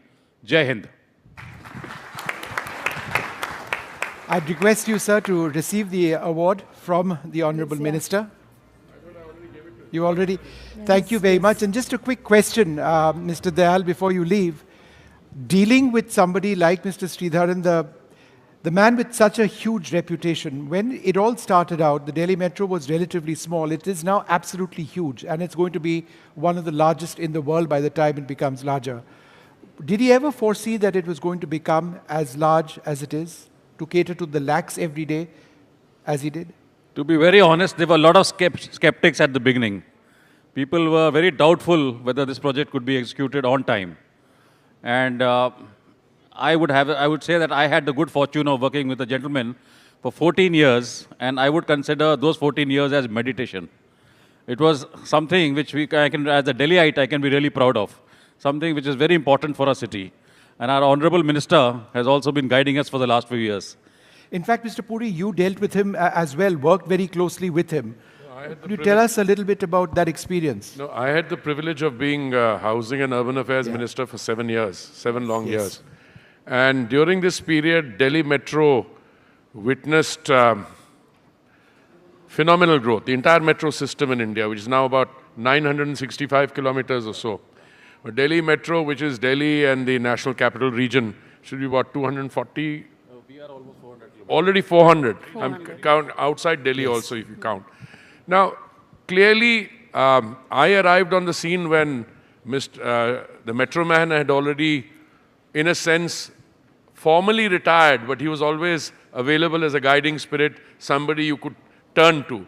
And I think the skepticism which my friend is mentioning, that arose essentially from the fact that you were dealing with a large number of stakeholders, some in the private sector, some elsewhere, the government, and to undertake a project of this scale.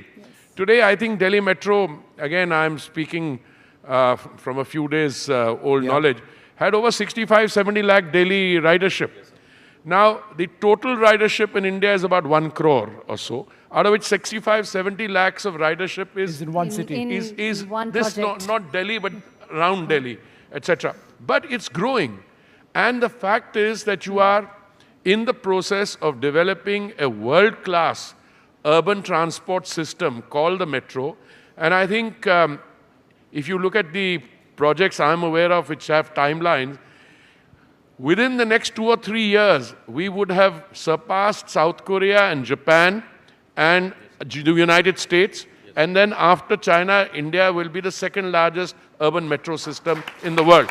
Now, where did it start? And that is where we are honoring a person, the metro man. I have nothing but the highest of respect for him. Absolutely. I can tell you very often in those 7 years, I turned to him for advice which could not be sought even formally. You know, I said, how do you address something like that? Yep. Because he calls it, 14 years of meditation. But I call it, my 7 years, I turned to him. We had hiccups, we had challenges to go to.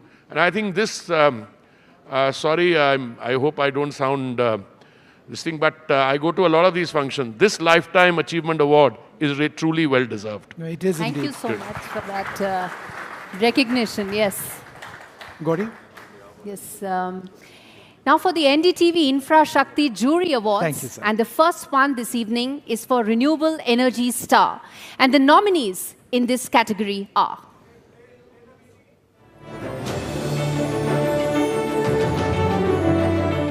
Pankaj Kumar and Siddhant Agarwal of Kuant Solar for creating floating solar plants installed on water bodies such as dams and reservoirs, where they can restrict evaporation loss up to 70% while meeting national solar goals.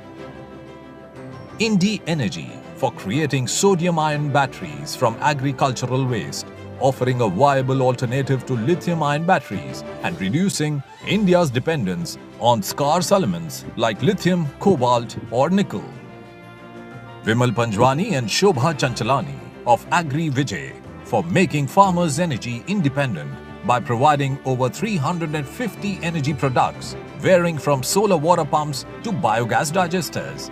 They have mitigated 10,000 tons of CO2 and treated more than 1.5 lakh tons of animal and farm waste. Ashutosh Verma, Exalta India, for creating several innovative products using less energy, among them India's first solar-based direct current air conditioner.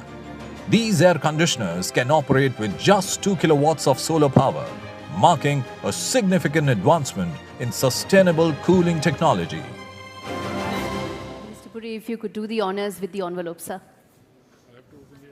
Yes, sir. And announce the winner. Here you go, sir. And the winner is Renewable Energy Star Pankaj Kumar and Siddhant Agarwal, Quant Solar.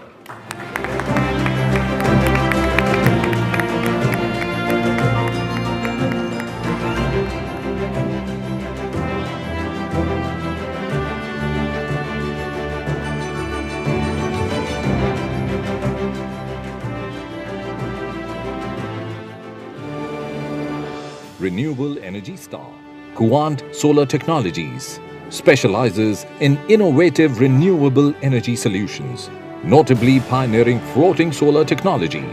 These floating solar plants, installed on water bodies such as dams and reservoirs, can restrict evaporation loss up to 70% while also generating electricity, contributing to renewable energy targets.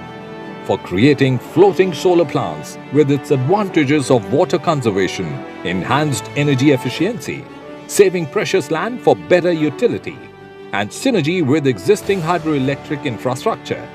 The Infrashakti Award for Renewable Energy Star goes to Pankaj Kumar and Siddhant Agarwal. Congratulations to both of you. How does this award motivate you? What next milestone that Quant Solar would look to achieve from here? First of all, it's an honor to be here, and we are deeply grateful to InfraVision Foundation for recognizing our efforts in clean energy space. We both were settled in Singapore. We returned back to India. We wanted to do something for India because India was the place, the best place in the world, which was creating the opportunity for people like us to do something more and adding to the innovation and engineering, new engineering. And that's how we got into the floating solar. And we always had a conviction that any technology is good only if it can solve multiple challenges. And that's why floating solar, we were very convinced about, because it could save land, it could save water, it could generate better electricity, and it leaves zero footprint after its life cycle of 25 years. So we had a very humble beginning. We started with a small pilot project in a remote village of Assam, and then we got an opportunity to do something on a bigger scale, India's first floating solar plant of megawatt scale. And now government is so proactive in this space. Government of India is doing so many things that today a gigawatt scale of opportunity is building up in India alone. And we are very proud that we are a part of this effort here. And we are very proud that you're winners over here. Thank you both very much. If we can just take a quick photograph. Quick picture. Yes. Come.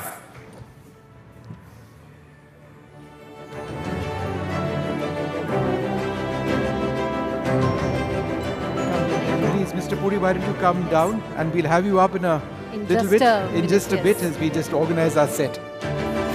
Thank you.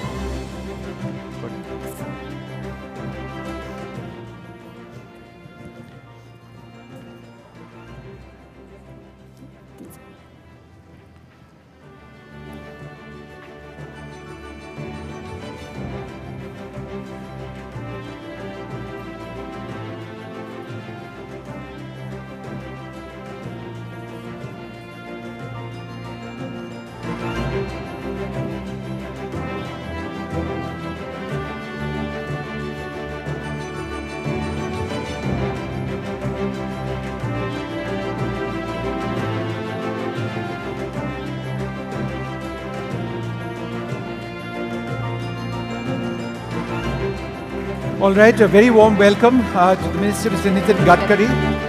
We're delighted that he could join us here as well. Ladies and gentlemen, if I can just request all of you to take your seats as we get started with the next part of our session this evening. May I now invite my colleague, our executive editor dealing with national affairs, Maria Shakil, to join us for a conversation with the Minister, Mr. Hardeep Puri. Thank you, sir, very much for once again coming up on stage. Maria, it's over to you.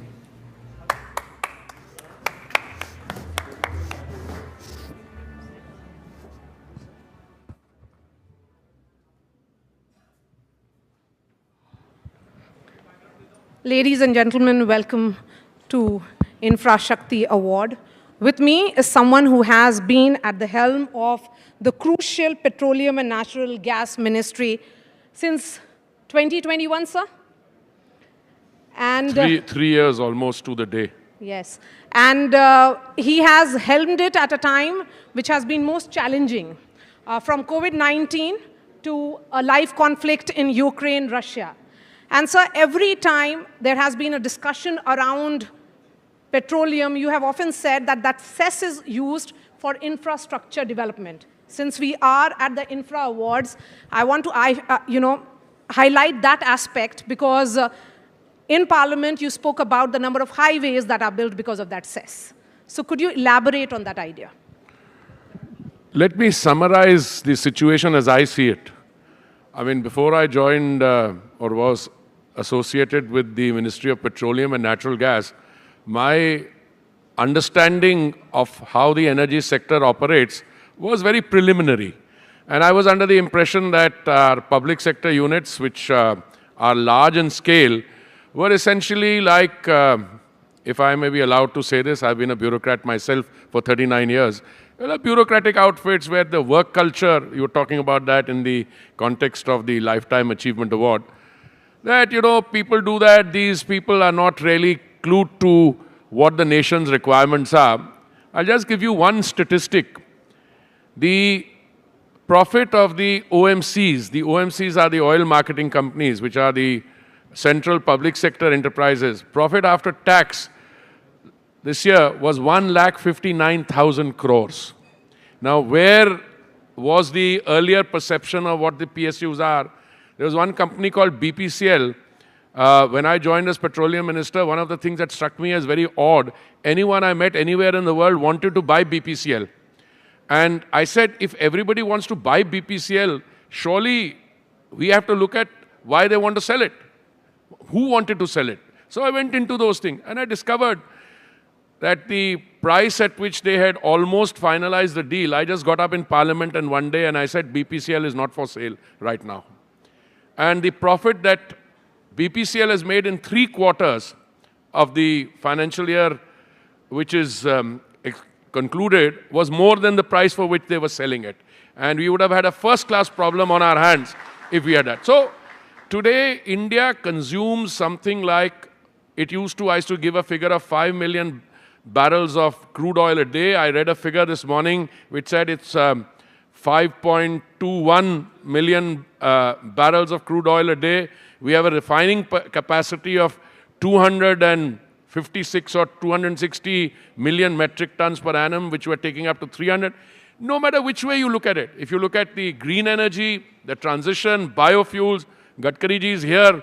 I mean, he's one of the strong driving forces. I mean, he's very senior, so he can say things. I have to be a little cautious. But look at the 15% transition we have done. Last month, we did 15% biofuel blending, 15%. And you're solving a problem in agriculture through the energy route. If you look at green hydrogen, I'm a little coy talking about it. All this infrastructure we talk about, I think in the beginning you mentioned a figure of 11 lakh crores, which is the government provisioning. What the private sector does is over and above that. 11 lakh crores was a figure in the interim budget, which showed a 30% increase every year. But to see what the private sector... So India is on the move. India is changing. Insofar as energy is concerned, our trilemma, our challenge has been availability. Nowhere in the country in the last 2-3 years was there a shortage. Availability was a affordability. No matter what my friends in the विपक्ष में वो हमारे जो मित्र लोग हैं वो कहते हैं बड़ा महंगा हो गया अरे this is the only country in the world where petrol prices have come down and if you compare it to what's happening in South Asia, North America, if you look at the transition in other things, green hydrogen, the kind of work which is being done is phenomenal. So my submission to you is infrastructure. When you talk about energy, you're not just talking about the kind of infrastructure, physical buildings, etc. You're also talking about, you have put in 11,000 distributors for Ujjwala in rural areas. Today, your development, your thrust into biofuels, into the rural space, all that. If you look at much of this is you're rendering services. That is also an infrastructure dimension, which sometimes is not captured when you talk about. I mean, just now you gave an award to somebody who's doing solar. Well, if you can demonstrate, as we have, that you can bring the cost of solar down from 25 cents to 3 cents, and you have an electrolyzer, you've got green hydrogen. And the people making green hydrogen, I saw BPCL do it in India Energy Week. Yesterday, somebody in the private sector came to say कि मैंने भी बना लिया और मैंने कहा बनाना काफ़ी नहीं है, स्केल करो इसको.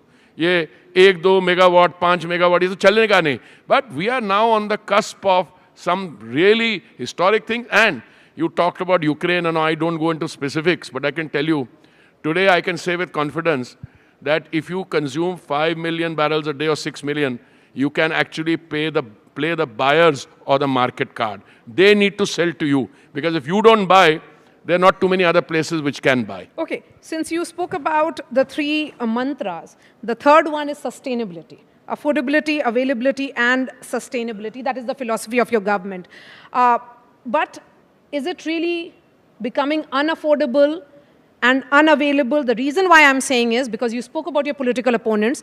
Your political opponents say that the cylinder is becoming expensive.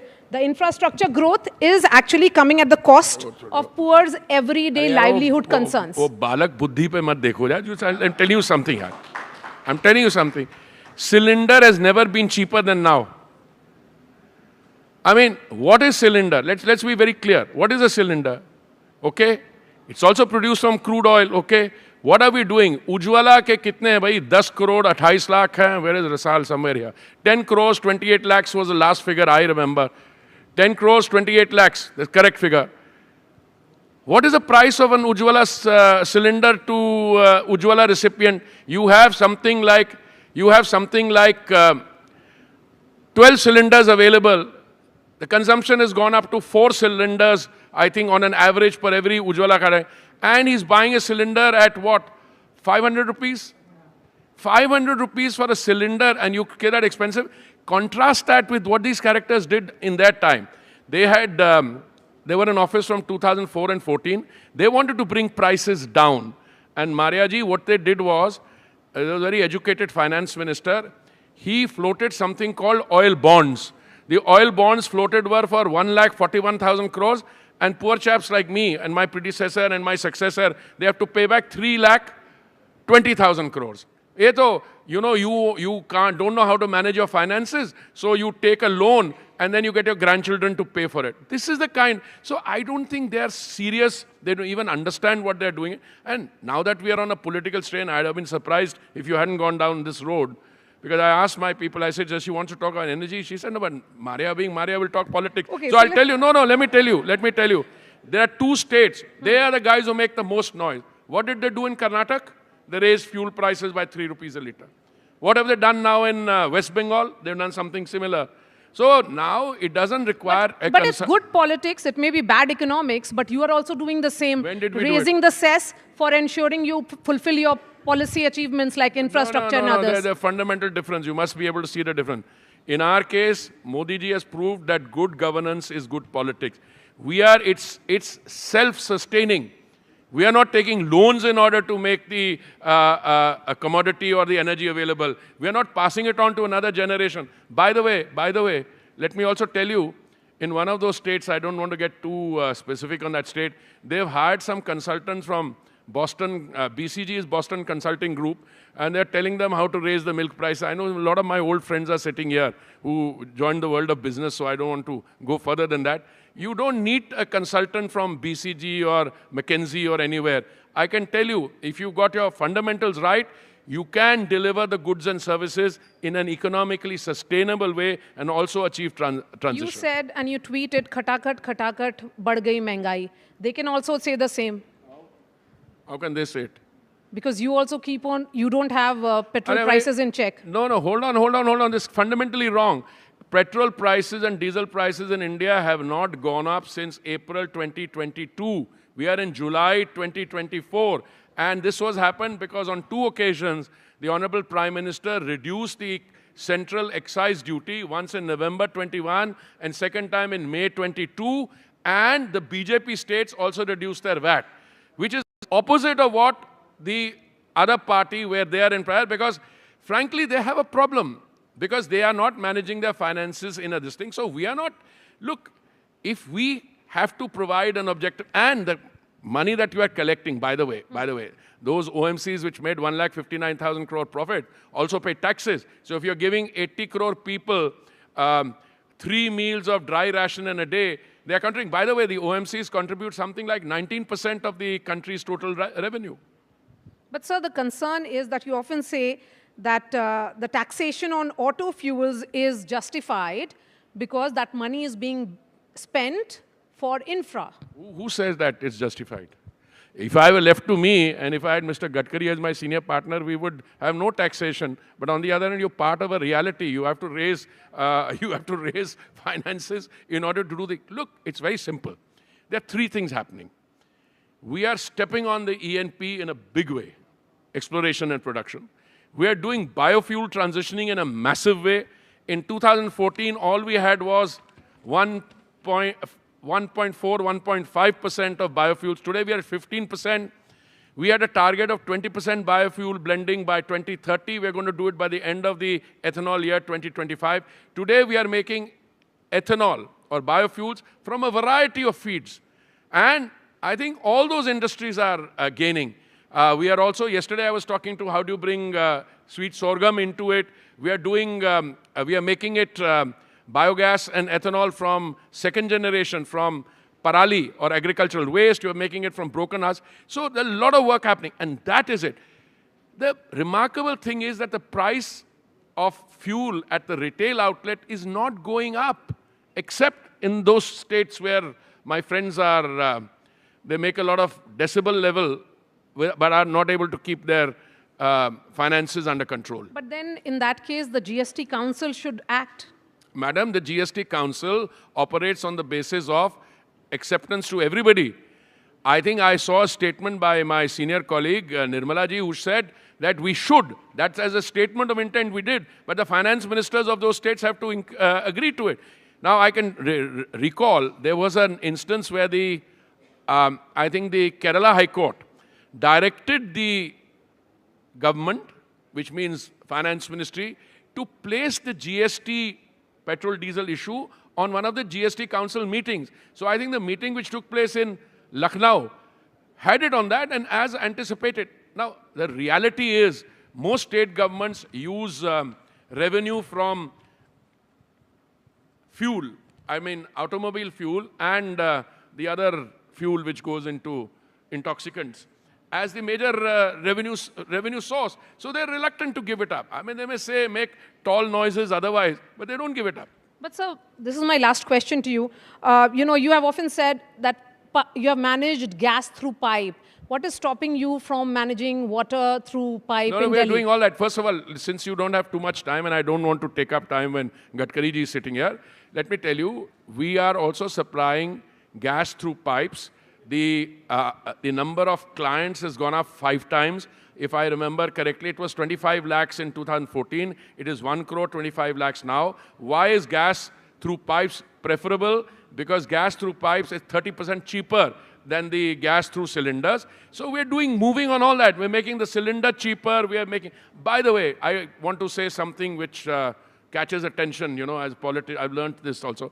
It's a question of another year and a half. We were able to control gas prices by putting in a base and a ceiling. Now, I think by about 2026 or 7, you will have so much gas that it will become much cheaper for everyone, including our consumers. No, I'm talking about it in the context of Delhi. You often blame the Aam Aadmi Party government here. What about you taking the call? I don't blame Aam Aadmi Party for anything. They are capable of self-certification on chaos. They're talking about pipeline, etc. When I was housing minister, I said, "Yeah, jitna pipeline lagwana main madad." They don't do it. They made a mess of the Delhi Jal Board. Okay, they made a mess of those, what are they called, mohalla clinics. Are world class hai. UN ke Secretary General aaye, Ban Ki-moon. I worked with him. He said, "I've come to see your world class mohalla clinics." Now, out of politeness, I couldn't tell him when I was hosting a dinner for him how world class they are. When we had to face the pandemic, all those compounders who used to sit there, I mean, out of cowsheds you made mohalla clinics, they all ran away. So this is all, transport service Delhi. Delhi transport service ke batao, 10,000 buses ki sanction hai, and 2,500-3,000 are there. And then, my metro expanded, the RRTSO extended, not because the Delhi government, which is a 50% partner, wanted to pay. The Supreme Court directed them to pay. So, Maria, my friend, I'll tell you, Delhi mein, I don't have to say anything. They are sitting, many of them enjoying state hospitality, self-certifying the chaos that they are producing. All right. Aur liquor policy par pahuncha hi nahi main. Okay.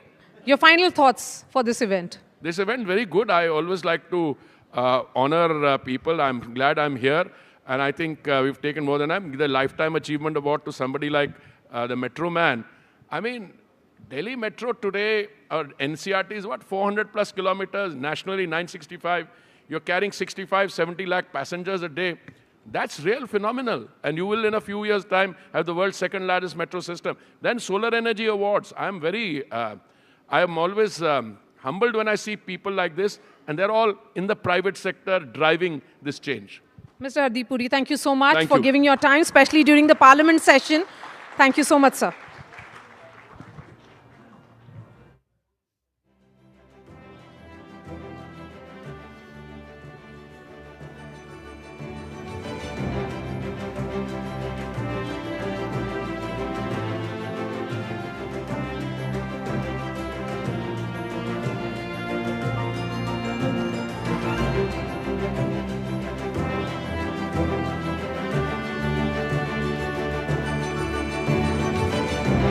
Well, ladies and gentlemen, it is our honor to welcome to the NDTV Infrashakti Awards Shri Nitin Gadkari, the Minister of Road Transport and Highways. And I would now like to invite Mr. Sanjay Pogalia, Editor-in-Chief of the NDTV Network, for a conversation with Honorable Minister.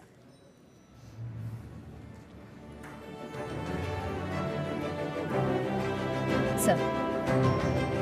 Sir, come. Yes.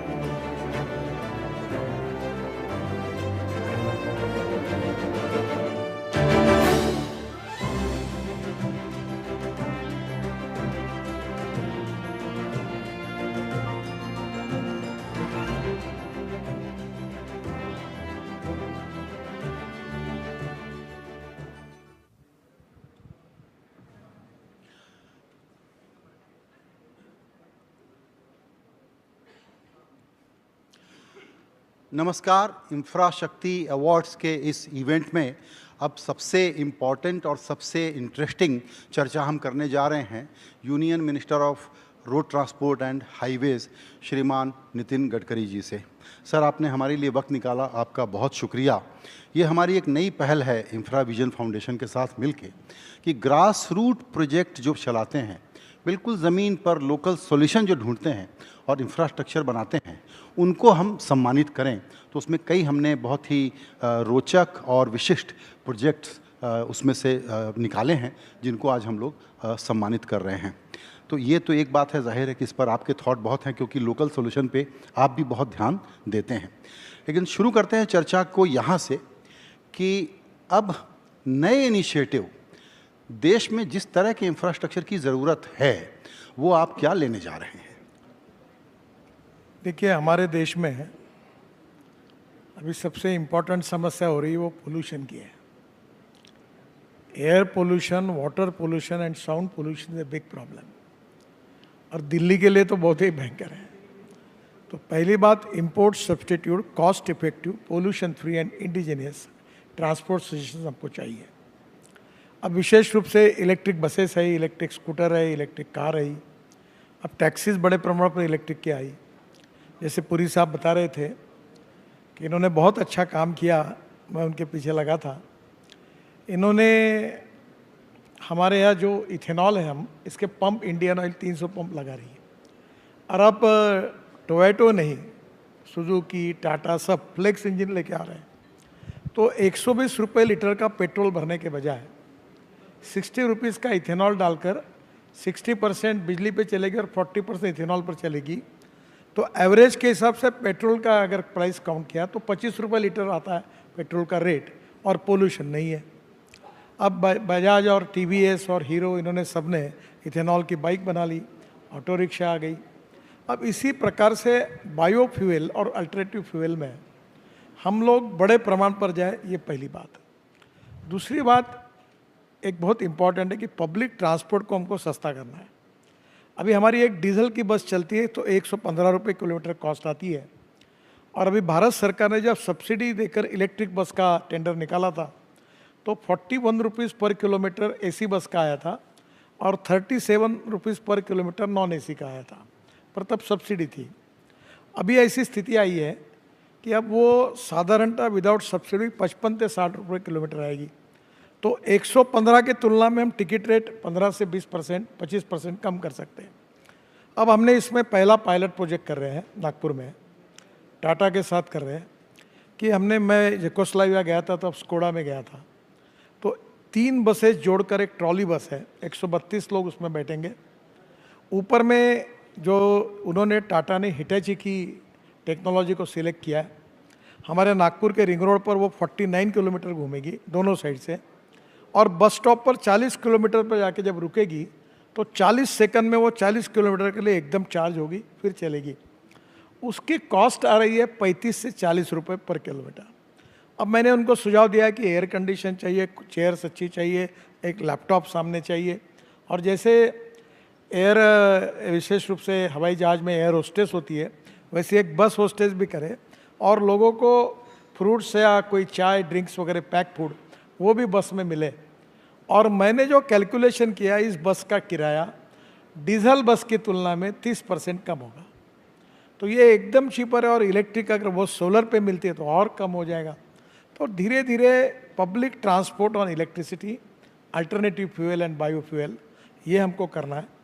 हमारी construction equipment की बहुत बड़ी industry है। मेरे आग्रह पर JCB ने अपना जेसीबी 50% डीजल और 50% सीएनजी पर बनाया।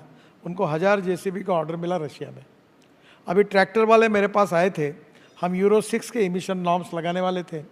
सब ने मुझे प्रॉमिस किया है कि 1 साल के अंदर इथेनॉल पर और मिथेनॉल पर, सीएनजी पर या इलेक्ट्रिक पर हम ट्रैक्टर लॉन्च करेंगे। तो एक किसान के लिए ये ट्रैक्टर आना, यानी उसकी कम से कम साल की 75,000 से 1 लाख रुपए बचत है। अब ड्रोन टैक्सी की बात हो रही है, तो स्वाभाविक रूप से फ्यूल में पोल्यूशन न करने वाला फ्यूल और स्वदेशी ईंधन, दूसरी ओर हमारी एग्रीकल्चर को वो सपोर्ट करेगा। मैं पुरी साहब को धन्यवाद दूंगा कि मैं बहुत दिनों से पीछे था, अभी इंडियन ऑयल ने पानीपत में एक प्रोजेक्ट डाला है, वो परली से इथेनॉल बना रहा है 1 लाख लीटर और 150 टन बायोबिटामिन बना रहा है। और सबसे बड़ी बात है कि प्रोजेक्ट लगभग पूरा हुआ है, वो 76,000 टन बायो एविएशन फ्यूल, हवाई ईंधन, सस्टेनेबल हवाई ईंधन बना रहा है। तो मुझे लगता है तो इससे पोल्यूशन भी कम होगा, इंपोर्ट भी कम होगा। तो what ever the best technology which available in the world, मैं अक्सर एक बात का जिक्र करता हूँ जो दोनों इससे ट्रांसपोर्ट सेक्टर से रिलेटेड है कि innovation, entrepreneurship, science, technology, research, skilled and successful practices, we name it as knowledge and conversion of knowledge into wealth is the future. तो ट्रांसपोर्ट सेक्टर में हम पूरी टेक्नोलॉजी का ट्रांसफॉर्म कर सकते हैं, अब हो रहा है। और दूसरा मेरी आइडिया ये है कि जितने ये म्यूनिसिपल वेस्ट है, अभी UR2 में और द्वारका एक्सप्रेस हाईवे में हमने 80 लाख टन, ये गाजीपुर की टेकड़ी 7 मीटर नीचे लेके गए, पूरा कचरा डाला, अहमदाबाद डॉलर में अहमदाबाद डाला है। अभी एक नया है कि गंदा पानी जो है, सीवेज वाटर, वो शुद्ध करके हम पावर जनरेशन को यूज़ करें। और मथुरा में हमने हाइब्रिड एन्युटी पे सक्सेसफुल प्रोजेक्ट किया, केवल 40% अमाउंट में इंडियन ऑयल वो पानी खरीद रही है। और दूसरा, जो कचरे को सेग्रीगेट करते, जो अभी पुरी साहब ने कहा कि कचरे से जो ऑर्गेनिक वेस्ट निकलेगी अगर वो बायोडाइजेस्टर में जाएगी, तो बायोडाइजेस्टर से मीथेन निकलेगा और मीथेन से हम बायो सीएनजी और बायो एलएनजी भी बना सकते हैं, या हम हाइड्रोजन में जा सकते हैं। अब ग्रीन हाइड्रोजन ये फ्यूचर है। मेरे पास हाइड्रोजन पे चलने वाली जो गाड़ी है साहब, और हमने उसको लॉन्च किया था, वो गाड़ी का नाम है मिराई, टोयोटो की है। तो मिराई का अर्थ है फ्यूचर। और हमारी ट्रक, हमारी बसेस, हमारी कार, हमारा फ्यूल कोयला और पेट्रोलियम के बजाय अगर हाइड्रोजन बन गया, तो हमारा देश ऊर्जा को आयात करने वाला नहीं, ऊर्जा को निर्यात करने वाला देश बने। That is to be the dream. तो पोल्यूशन से फ्री, कॉस्ट इफेक्टिव, यानी डीजल पेट्रोल से 30-40% सस्ता, और सबसे इम्पॉर्टेंट चीज़ है कि कंज्यूमर का भी उसमें बेनिफिट है, पोल्यूशन से भी मुक्ति है, और इंपोर्ट में हमारे इकोनॉमी पर 16 लाख करोड़ का लगभग फॉसिल फ्यूल का इंपोर्ट है, उसकी बचत है। तो इसको कन्वर्ट करने का काम जोरों में हो रहा है। अब देखो, रेलवे में पहले कोयले के इंजन थे, अब रेलवे बदल गई, फिर आ गया वो डीजल इंजन। अब लगभग रेलवे ने इलेक्ट्रिफिकेशन कर दिया और वो भी सोलर पावर तैयार कर रहे हैं। मैं एक कोशिश कर रहा हूँ, वो काम अभी नहीं हुआ, वो एम्फीबियस सी प्लेन, मैंने वो प्लेन लाया था, मैं मुंबई में पानी पे उतरा, बाद में मोदी जी भी अहमदाबाद में उन्होंने उसका प्रयोग किया कि जो हवाई पट्टी पे उतरता है और पानी पे उतरता है, और 18 सीटर प्लेन की कीमत ये केवल 18 करोड़ रुपए है। अब भारत सरकार ने उसके रूट भी तैयार किए हैं। अगर उसके लिए इन्वेस्टर मिल जाएंगे तो आप यमुना से उड़ जाएंगे, तो ताजमहल के पीछे उतरेंगे 15 मिनट में, 2 घंटे में ताजमहल देखेंगे, फिर वापस आएंगे, फिर इसमें उतरेंगे तो डायरेक्ट यमुना में आएंगे, यमुना से निकलकर कोई डैम में उतरेंगे तो वाटर पोर्ट जैसे है, डैम और तालाब ये बनेंगे, तो ये नया ट्रांसपोर्ट का साधन होगा। और लास्टली, मैं 265 रोप वे, केबल कार और फेनिकुलर रेलवे बना रहा हूँ। ये जो उत्तराखंड में क्या होता है कि हम लोग ऐसा डीजल बस 2 हाथ छोड़ छोड़ के ऊपर तक जाते हैं, अब उसके बजाय हम रोप वे, केबल कार सब जगह बना रहे हैं। उससे पोल्यूशन कम होगा, समय बहुत बचेगा। जहाँ 2 घंटा लगता है वहाँ 10 मिनट में जाएंगे। ऐसे 265 प्रोजेक्ट हम करें, केदारनाथ का भी उसमें है, बद्रीनाथ का भी है। इससे टूरिज़्म बढ़ेगा। और अनेक जगह पर जो पहाड़ पर है, उत्तराखंड, हिमाचल, कश्मीर, अब लद्दाख लेह में हम कोशिश कर रहे थे कि डायरेक्ट पहाड़ को लगकर एक फेनाकुलर रेलवे सिस्टम जो स्विट्जरलैंड में है, वो भी हम IIT के इंजीनियर्स ने तैयार की है। तो धीरे धीरे उस राज्य के अनुसार, आवश्यकता के अनुसार, पोल्यूशन को कम करने वाली, कॉस्ट को खर्चा कम करके टिकट रेट कम होगा और इकोनॉमिकली वायबल होगा, तो ये इसको ट्रांसपोर्ट सेक्टर में जाने की कोशिश हो रही है। जी, बहुत ही महत्वपूर्ण बातें बताई।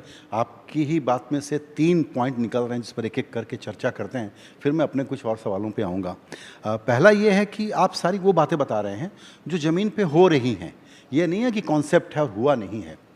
लेकिन जो क्लाइमेट इमरजेंसी का चैलेंज है और जो क्लीन फ्यूल चाहिए और लोगों की आदत बदलना चाहिए, क्रिटिकल मास कब बनेगा? इस स्केल को बहुत ज़्यादा बड़े पैमाने पर बढ़ाने की ज़रूरत है। प्रयोग अच्छे हैं लेकिन अभी इंक्रीमेंटल है। क्रिटिकल मास के ऊपर कब जाएगा ये? देखो, अभी पंजाब, हरियाणा और देश के कुछ भागों में 300 प्रोजेक्ट ऐसे हैं, मैं उसका एसोसिएशन का अध्यक्ष हूँ, जो परली से बायो CNG बना रहे हैं। 36 चालू हो गए हैं। अब क्या होगा, ट्रैक्टर को अगर किट लगाई या कार को लगाई तो होता है। नागपुर में हमारे यहाँ CNG के 2 स्टेशन है, हमारे पाइपलाइन से नहीं आया CNG।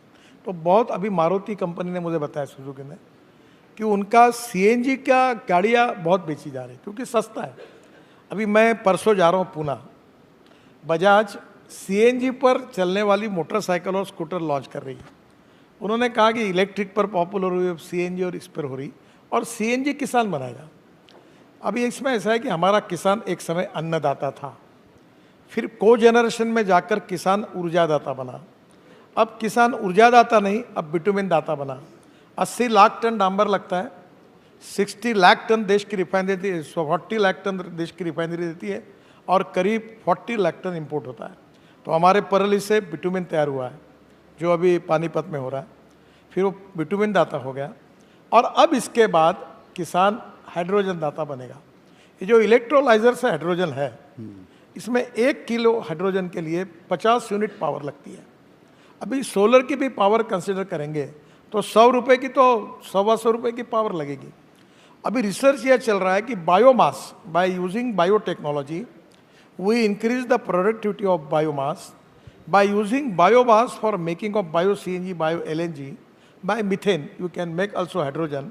और दूसरी बात है कि अभी मुंबई में इंस्टीट्यूट डॉक्टर यादव है, उन्होंने बहुत प्रयोग किए, अभी उन्होंने गोवा में वो रखा भी था। अब मेरा जो इच्छा है, होगा कि नहीं होगा मुझे मालूम नहीं, होगा ऐसा लगता है क्योंकि मैं जो बोलता हूँ वो अभी तक हुआ है। तो $1 पर kg अगर हाइड्रोजन आ गया तो दुनिया में स्काई इज द लिमिट। जैसे आज हम पेट्रोल, डीजल और ये फॉसिल फ्यूल जिन जिन देशों से आयात करते वो अपने रेट पर दे रहे, वैसे हमारा हाइड्रोजन तैयार होगा। केमिकल इंडस्ट्री, स्टील इंडस्ट्री, सब जगह पर, ट्रांसपोर्ट सेक्टर में, हमारी मशीनरी में हम हाइड्रोजन यूज़ करेंगे। हाइड्रोजन का एक प्रॉब्लम है, अब मेरी गाड़ी हाइड्रोजन पर है, आज मैं नहीं लेके आया, बहुत सुंदर मर्सिडीज जैसी अच्छी गाड़ी है। प्रॉब्लम यह है कि हाइड्रोजन फिलिंग स्टेशंस, इसमें हमारे यहाँ क्या हुआ कि हर चीज़ अलग अलग डिपार्टमेंट में है। तो प्रधानमंत्री जी के जो प्रिंसिपल एडवाइज़र है, साइंटिफिक एडवाइज़र, उनके साथ 2 मीटिंग हुई, अभी फिर ये ऐसे ख़त्म हो गया, पार्लियामेंट फिर होगी। और इसको पूरा फ्रॉम हाइड्रोजन बनाने से फिलिंग स्टेशन तक, ये पूरा एक सीक्वेंस जो है, इसको बनाने के पीछे भारत सरकार ने प्रायोरिटी दी। और आज ही प्रधानमंत्री जी ने पार्लियामेंट के अपने भाषण में हाइड्रोजन की बात की है। तो बायोफ्यूल एंड अल्टरनेटिव फ्यूल और हाइड्रोजन। दूसरी एक बात आपको बताता हूँ, अभी ये जैसे गैस है LPG, अमेरिका में कोल गैसिफिकेशन से DME तैयार होता है और DME LPG में ऐड करके सिलेंडर को हम 200 रुपये सस्ता कर सकते हैं। अब कोल गैसिफिकेशन में यूरिया हम बना रहे, मिथेनॉल बना रहे, अमोनियम नाइट्रेट बना रहे। अब मिथेनॉल का रेट है 22 रुपये लीटर। आसाम पेट्रोलियम बनाती 100 टन पर डे मिथेनॉल। मैंने अशोक लेलैंड का ट्रक और बस और कर्नाटक में, बंगलोर में 20% मिथेनॉल डीजल में डालकर पायलट प्रोजेक्ट सक्सेसफुल हुआ। अब डीजल का भाव 110 रुपये और मिथेनॉल का 22 रुपये।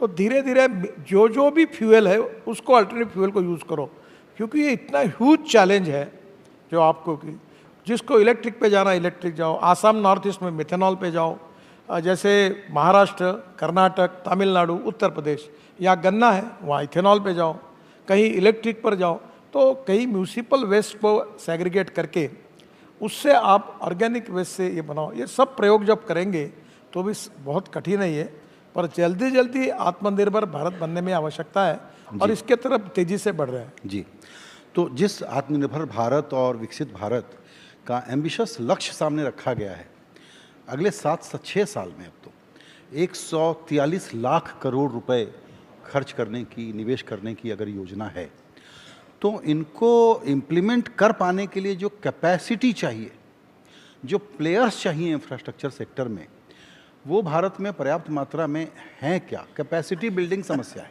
देखिए, आप तो बाकी बात छोड़ो, मैं मेरे डिपार्टमेंट में 5 साल में 50 लाख करोड़ रुपए के काम करता हूँ और जिम्मेदारी के साथ आपको बता रहा हूँ, मेरे पास पैसे की कमी नहीं है। मेरा एक भी प्रोजेक्ट, कोई पैसे की कमी नहीं। अभी मैं हमारे इनविट मॉडल में मुंबई स्टॉक एक्सचेंज गया था, तो हमने जब हमारा बॉन्ड इशू सब्सक्राइब किया तो 7 दिन का टाइम क्लोज करने के लिए रखा था। पहले दिन 7 घंटे में हमारा 7 टाइम्स ओवर सब्सक्राइब हुआ।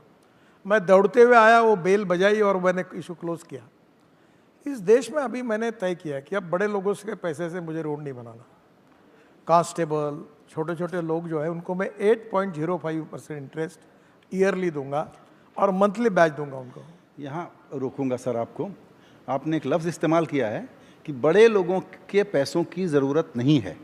क्या भारत की ये समस्या नहीं है कि प्राइवेट सेक्टर को जिस तरीके से इन्वेस्ट करना चाहिए? मेरा भाव को समझो, मैं केवल मेरे सेक्टर की बात करूँ क्योंकि मेरा हर प्रोजेक्ट का इंटरनल रेट ऑफ रिटर्न अच्छा है। अगर मैं आज प्रोजेक्ट मोनिटाइज करूँ तो 2-3 लाख करोड़ तो मुझे तुरंत मिल जाएंगे। और मेरा टोल का इनकम अभी 54,000 करोड़ है और 1-1.5 साल में अभी हम लोग 3 महीने के अंदर सैटेलाइट बेस्ड टोल सिस्टम ला रहे हैं और हमारा इनकम 1,40,000 करोड़ पर ईयर होगा। हम प्रोजेक्ट को मोनिटाइज करके हमको पैसा मिलता है और वो पैसे से हम नए प्रोजेक्ट करते हैं। तो मुझे लगता है, अभी आपको और एक बात बता दूँ, मैं वाटर रिसोर्स मंत्री था। यमुना में मैंने एक प्रोजेक्ट किया था, 80 mld स्लज जो थी गंदा पानी, उसको शुद्ध करके इंडियन ऑयल को देना। और इंडियन ऑयल के चेयरमैन को पूछा, आप कितना पैसा खर्चा करते हो हर साल? बोले 25 करोड़। मतलब 20 करोड़ दो, मैं आपको पानी देता हूँ। त्रिवेणी इंजीनियरिंग करके कंपनी है, हाइब्रिड एन्युटी में हमने प्रोजेक्ट सक्सेसफुली किया। 80 mld स्लज शुद्ध हो गई और 40% सरकार ने दिया, 60% इन्वेस्टर ने लाया। अब इंडियन ऑयल को वो पानी दे रहे, 20 करोड़ साल के मिल रहे हैं और 100 रुपये का प्रोजेक्ट 40 रुपये में हो गया, सक्सेसफुल हुआ।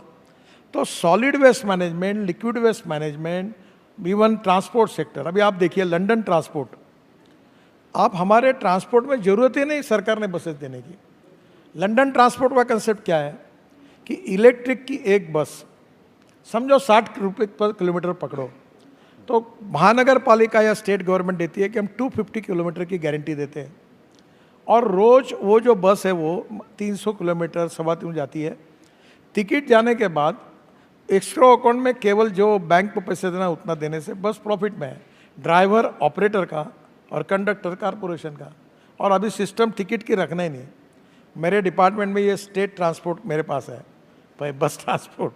मैं मजाक में कहता हूँ हॉर्न चढ़कर सब बचता है बस टप पे बैठ के लोग।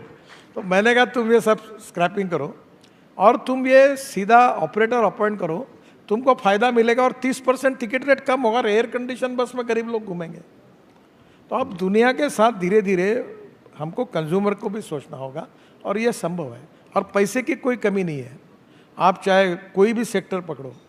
आपको एक बात बताता हूँ, मैं शिपिंग मंत्री था, मेरे पास मेरा बजट था 900 करोड़ का, यानी 5 साल में हो गए 4.5 करोड़। 16 लाख करोड़ का मैंने सागरमाला प्रोजेक्ट बनाया था और अभी तक without taking money from government 14 lakh crore के प्रोजेक्ट पूरे हुए। हमने भारतमाला 1 35 लाख करोड़ का बनाया, 70% 80% प्रोजेक्ट पूरा हुआ। हमने 25 लाख करोड़ खर्चा किए। सरकार ने हमको केवल लैंड एक्ट में, बाकी पैसा डिपार्टमेंट ने खड़ा किया और खर्चा किया। ऐसा अनेक जगह पर पब्लिक प्राइवेट इन्वेस्टमेंट से बजट में जितना पैसा उससे 3 गुना 4 गुना पैसा देकर हम कर सकते हैं। अब कुछ प्रोजेक्ट्स इकोनॉमिकली वायबल है तो वो 100% हम लोग प्राइवेट में पब्लिक प्राइवेट करें। जो नॉन वायबल है वहाँ कई 40%, कई 30% सब्सिडी दे। हमने हाइब्रिड एन्युटी का मॉडल लाया, जहाँ वायबल है वहाँ बीओटी करेंगे, जहाँ नहीं थोड़ा है तो वहाँ हाइब्रिड एन्युटी करेंगे, और जहाँ ईपीसी बनाएंगे और मोनेटाइज करेंगे बैंक के साथ 15 साल के लिए। तो देर आर इतने डिफरेंट वेज है कि मुझे नहीं लगता पैसे की कमी है, काम होना चाहिए, इच्छा शक्ति की कमी है। और transparency, time bound decision making process, quality और करप्शन फ्री सिस्टम होगी तो ये गोल हिंदुस्तान का ग्रोथ रेट मल्टीप्लाई करना कोई कठिन नहीं है। बिल्कुल। आपने अभी टोल नाका का जिक्र किया तो जीपीएस के ज़रिए, और दूसरी बात ये आई सामने, आपने बताया था कि जितना डिस्टेंस ट्रैवल किया उतने का ही टोल लगेगा, पूरी सड़क का नहीं लगेगा। अब आप ये बताएं कि ये कब से होगा?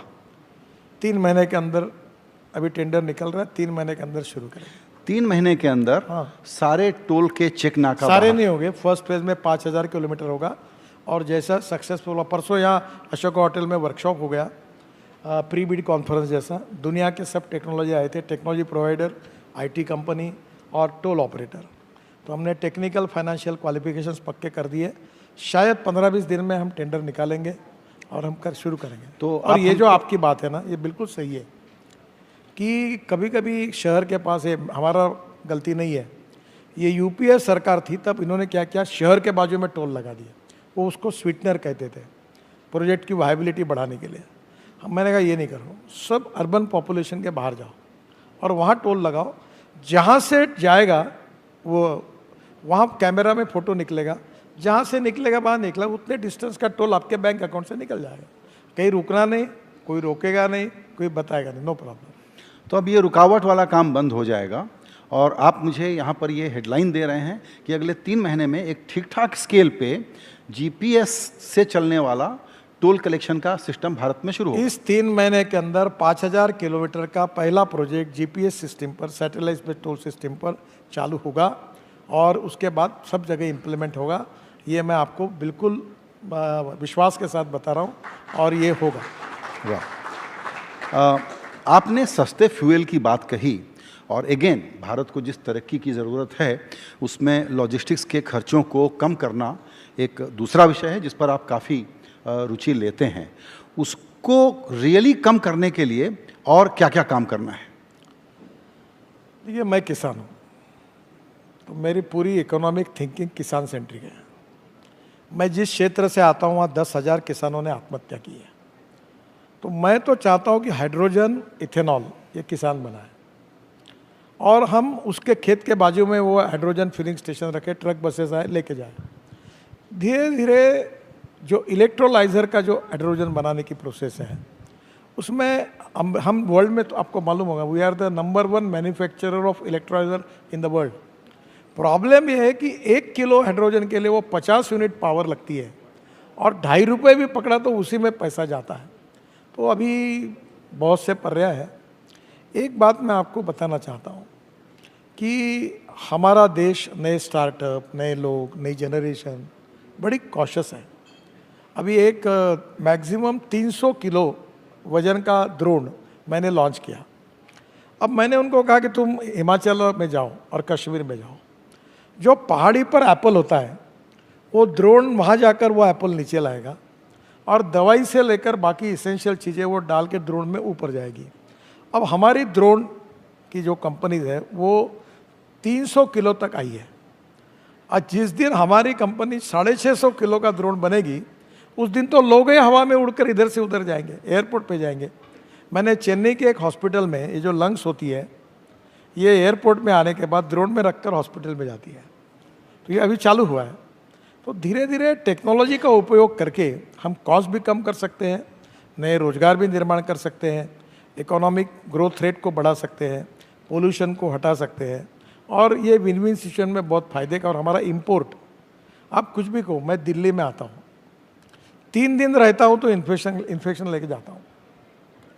दिल्ली में कितना एयर पोल्यूशन है, और इसलिए मुझे लगता है कि ethics, economy, ecology and environment, हमें वाटर पोल्यूशन, एयर पोल्यूशन को प्रायोरिटी से ख़त्म करना चाहिए। नहीं तो हमारा हेल्थ बहुत लाइफ कम हो सकता है। बिल्कुल सर, मेरे प्रोड्यूसर मुझे रैप अप करने के लिए कह रहे हैं, लेकिन तब भी कम से कम 2 सवाल मैं आपसे और पूछना चाहता हूँ। एक है कि अब जो एक्सट्रीम वेदर हो गया है उसमें क्लाइमेट रेजिलिएंट इंफ्रास्ट्रक्चर बनाना भारत के लिए एक नई चुनौती के रूप में सामने आया है, और ये अनुभव बताता है कि हमारे प्रोजेक्ट उतने लंबी उम्र वाले, उतने टिकाऊ नहीं हो पा रहे हैं, और ये चैलेंज अब इमीडिएट है। इसको कैसे एड्रेस कर रही है आपकी सरकार? देखो, पहली बात तो ऐसी है कि मैं तो पूरा ग्रीन रिवॉल्यूशन इंफ्रास्ट्रक्चर में करना चाहता हूँ। 50 प्रोजेक्ट हमने, जो बाम्बू है उसके क्रैश बैरियर सक्सेसफुली बने और इंदौर के हमारे इंस्टीट्यूट ने सर्टिफाई किया। फिर हम प्लांटेशन बड़े प्रमाण पर कर रहे हैं। हमने 76,000 पेड़ को ट्रांसप्लांट किया है और 3 करोड़ 78 लाख लगाए। मुझे आपको बताऊंगा, पैठन करके औरंगाबाद के पास है, एक सयाजी शिंदे करके साउथ फिल्मों में विलन का काम करते हैं, वो ट्रांसप्लांटेशन का मैंने उनको काम उनकी सलाह से किया। 100 साल पुराने बड़ के पेड़ को हमने ट्रांसप्लांट सक्सेसफुली किया। फिर रबर जो टायर है, ये जो circulation economy is very important रोजगार निर्माण के लिए और इंपोर्ट कम करने। तो रबर को और वेस्ट प्लास्टिक को हम लोग बिटुमेन में डालना चाहते हैं, तो हमारा इंपोर्ट कम होगा, क्वालिटी सुधरेगी। हमारे अभी सबसे इम्पोर्टेंट चीज़ है, कल मुंबई IIT में एक सेमिनार है और हमारे सब लोगों को भेजा है। हमारा प्रॉब्लम ये है कि जहाँ बरसात आती है वहाँ डांबर के रोड उखड़ जाते हैं। तो एक नई टेक्नोलॉजी है 6 इंच 8 इंच वाइट टॉपिंग की। मैं अपने कॉन्स्टिट्यूंसी में पूरे कंक्रीट रोड है, गड्ढे नहीं दिखते आपको। तो अभी मैंने सीरियसली आज ही सेक्रेटरी और चेयरमैन को कहा कि हम लोग अभी जो बिटुमिन रोड का बेस अच्छा है वहाँ कॉन्क्रीटिंग 6 और 8 इंच का ये कॉन्क्रीटिंग सरफेसिंग करेंगे, वाइट टॉपिंग, और उसके ऊपर बिटुमिन सरफेसिंग करके रोड की क्वालिटी अच्छी रखने वाली योजना तैयार करेंगे। क्योंकि मैं इस मत पर आया हूँ कि बिटुमिन के रोड बनाने से वो टिकते नहीं है, बरसात में जाते हैं। मेरा प्रॉब्लम क्या हुआ, जिस दिन मैं बोलता हूँ ये सीमेंट वाले जिन पर मेरा गुस्सा है, ये कार्टेल बनाकर रेट बढ़ा देते हैं। अब मैं सीमेंट रोड जब बनाने की बात करता हूँ तो सीमेंट का रेट बढ़ता है। तो मैंने फिर वो पहले मैं पूरे सीमेंट रोड बना रहा था, फिर मैंने बिटुमिन शुरू किया। तो ये प्रॉब्लम यही है कि सीमेंट वाले प्रोडक्शन बढ़ाए, प्रॉफिट कमाए, पर कम प्रोडक्शन करके वो रेट ज़्यादा रखे या ना करें। तो मुझे लगता है आने वाले समय में कंक्रीट रोड के बिना कोई पर्याय नहीं है। जी, एक समस्या जिसका आपने अभी थोड़ा सा जिक्र किया, लेकिन मैं उस पर फिर से आना चाहता था, वो ये कि जो आपकी नई योजनाएं हैं, हमको थोड़ा अंदाज है कि बहुत ही एम्बिशियस हैं, उसमें कौन कौन से सेक्टर इंफ्रास्ट्रक्चर में प्रायोरिटी एरियाज़ होंगे जिसमें आपको लगता है कि आप लोग इन्वेस्टर्स को पहले इनवाइट करना चाहेंगे, जल्दी एग्जीक्यूट कराना चाहेंगे? सर, ऐसा है कि हमारी तो गोल्ड माइन है, हमारे यहाँ इन्वेस्टर की लाइन लगी हुई है।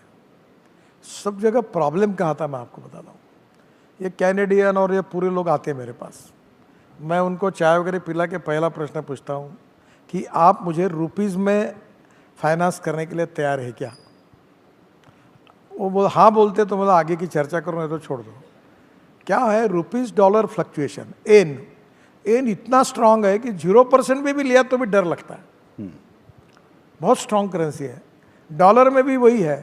तो कहीं ना कहीं जब तक ये डॉलर और फॉरेन करेंसी का हेजिंग करके ये नहीं होगा, ये प्रॉब्लम है। दूसरी बात, अभी हमारे यहाँ 100 करोड़ की बैंक गारंटी चाहिए, तो बैंक बोलती है 100 करोड़ डिपॉजिट दो कॉन्ट्रैक्टर को। तो अभी इंश्योरेंस बॉन्ड के पीछे लगे हैं, परफॉर्मेंस गारंटी और बाकी सबके लिए अभी हमने चालू किया है और अब इंश्योरेंस बॉन्ड स्वीकारना शुरू किया है।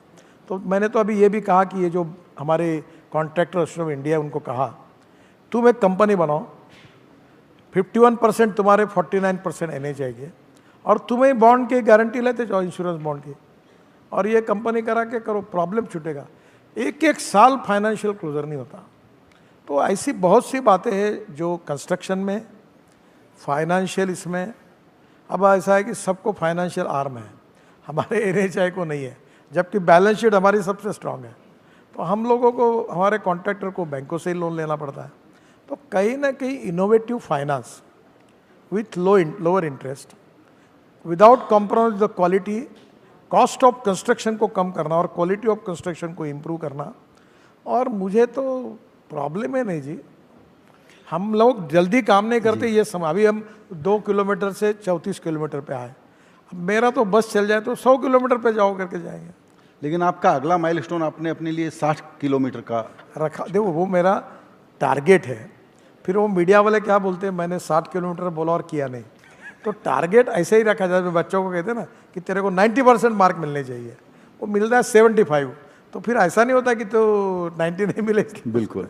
सर, अभी जब आपसे यहाँ इंटरव्यू पर आने के पहले चर्चा हो रही थी तो आपकी बात से लगा कि बहुत सारा काम हो रहा है और आपसे तो घंटों बातचीत की जा सकती है इस विषय पे, लेकिन इंफ्रास्ट्रक्चर पर जिस प्रकार के पब्लिक एजुकेशन की ज़रूरत है उसमें आपकी इजाज़त लेते हुए मैं एक ऐलान कर दूं क्या, वो ये कि अब हर महीने आप एनडीटीवी के प्लेटफॉर्म पर इंफ्रास्ट्रक्चर से जुड़े हुए विषय पर जो तरह तरह के इनिशिएटिव्स हो रहे हैं उसको शोकेस करेंगे, बात करेंगे, और कार्यक्रम का नाम होगा गडकरी अनप्लग्ड। मैं आपको अच्छी ये तो करिए, और ये प्रोजेक्ट्स को पब्लिक सपोर्ट, ये जो रेड सिग्नल दिखाने वाली कौन कौन सी एजेंसी है उनका नाम भी प्रकाशित करते जाइए।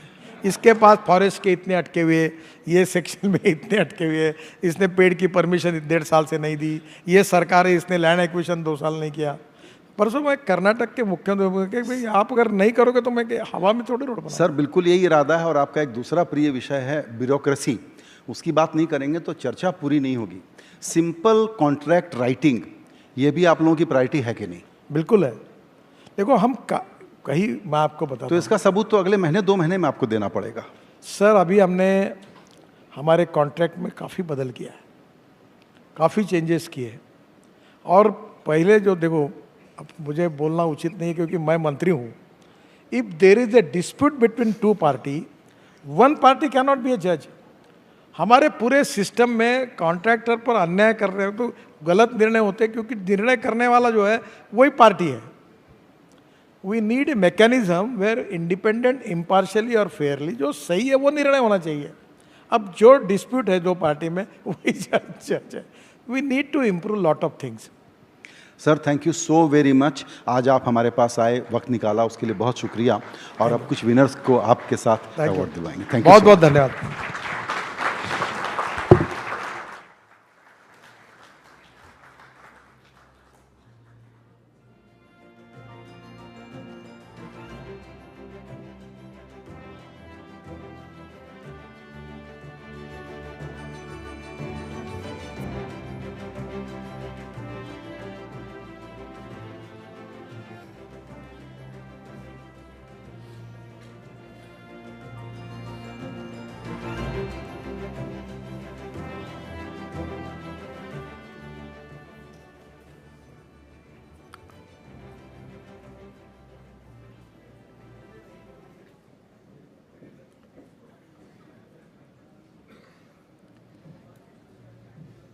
Well, we now return to the NDTV Infrashakti Awards, and our next category this evening is for Transport Trailblazer. The nominees in this category are, take a look at this report.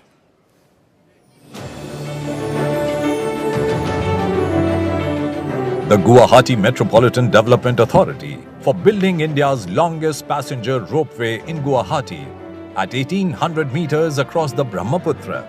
This achievement has significantly eased traffic by connecting North and South Guwahati, providing a vital link for commuters. Kerala Shipping and Inland Navigation Corporation in Kochi for constructing Suryamshu, the state's first hybrid solar-powered cruise boat for 100 passengers. This innovative vessel has reduced emissions, lowered operational noise and cut costs, setting a new standard in sustainable transportation. Capital Region Urban Transport, Odisha, for strengthening MoBus, a 305-strong service in Bhubaneswar, and Mo E-Ride, an electric rickshaw feeder system, making it safe, accessible, gender-sensitive, smart, affordable and socially inclusive, while also working in partnership with NGOs for capacity building of drivers and conductors. AFCONs, for overcoming challenges to build the 1,315-meter-long Chenab Bridge at a height of 359 meters, the tallest rail bridge in the world, without obstructing the flow of the river. Well, the NDTV award over here is very, very special indeed. It honors some of the most exceptional infrastructure projects in the country. I'd like to call up once again the Minister, Mr. Nitin Gadkari. Come, sir, please.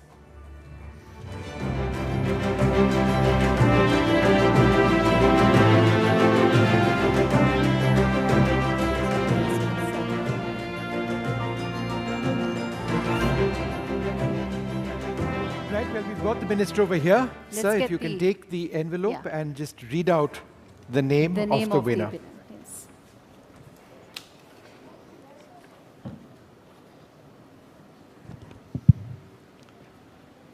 Transport Trailblazer AFCON Infrastructure.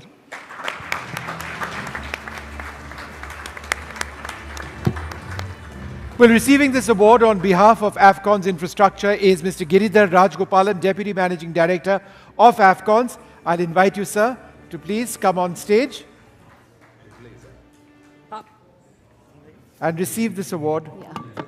In the Riyasi district of Jammu and Kashmir, the Chenab Bridge is part of the Jammu-Dhampur-Srinagar Baramulla rail line project. The 345-kilometer section between the Jammu and Baramulla regions will enhance mobility within Jammu and Kashmir and across India, providing a critical connect to the Kashmir Valley for constructing the Chenab Bridge, the world's tallest railway bridge, without obstructing the flow of the river. The Infrashakti Award for Transport Trailblazer goes to AFCON's infrastructure.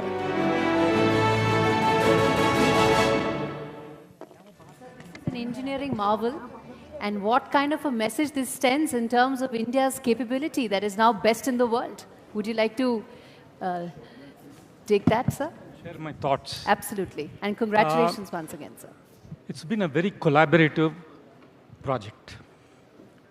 There's been a number of consultants, but what I can truly say is that the construction engineering of the project, the methods which actually drive an infrastructure project, is completely done with Indian engineers.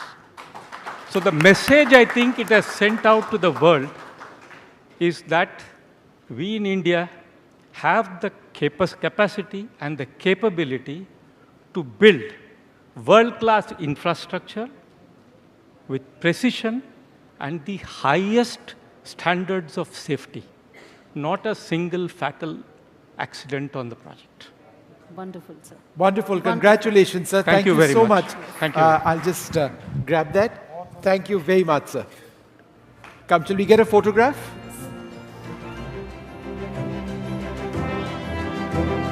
Come, sir, please.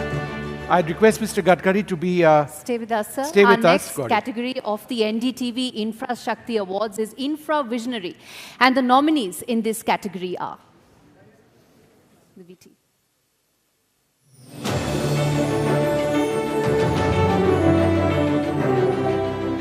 Sudhanshu Mani for being the innovator of the Vande Bharat Express. His zeal for leveraging new technologies to enhance passenger experience has made the Vande Bharat a symbol of Indian engineering prowess. Hali War for growing living root bridges in Meghalaya, following a technique learned from his grandfather. Given the region's prolonged heavy rainfall, these bridges grown from tree roots offer a sturdy alternative to traditional bamboo or wooden bridges. This is not only a unique cultural heritage, but also a remarkable feat of bioengineering. Project Bhishma for creating the Arogya Maitri 8-Cube Hospital. The flat-pack field hospital, transportable by helicopter, can be swiftly assembled by 5 trained individuals within an hour, providing immediate medical care in disaster areas to up to 200 patients. Chetan Singh Solanki for initiating the Energy Swaraj Yatra in November 2020 via a solar bus. The Yatra will span 11 years until 2030. To date, the Yatra has covered over 51,000 kilometers, interacted with nearly 250,000 individuals with the aim of promoting energy literacy and encourage a movement for 100 solar energy adoption. Sir, could you do the honors with the announcement of the winner?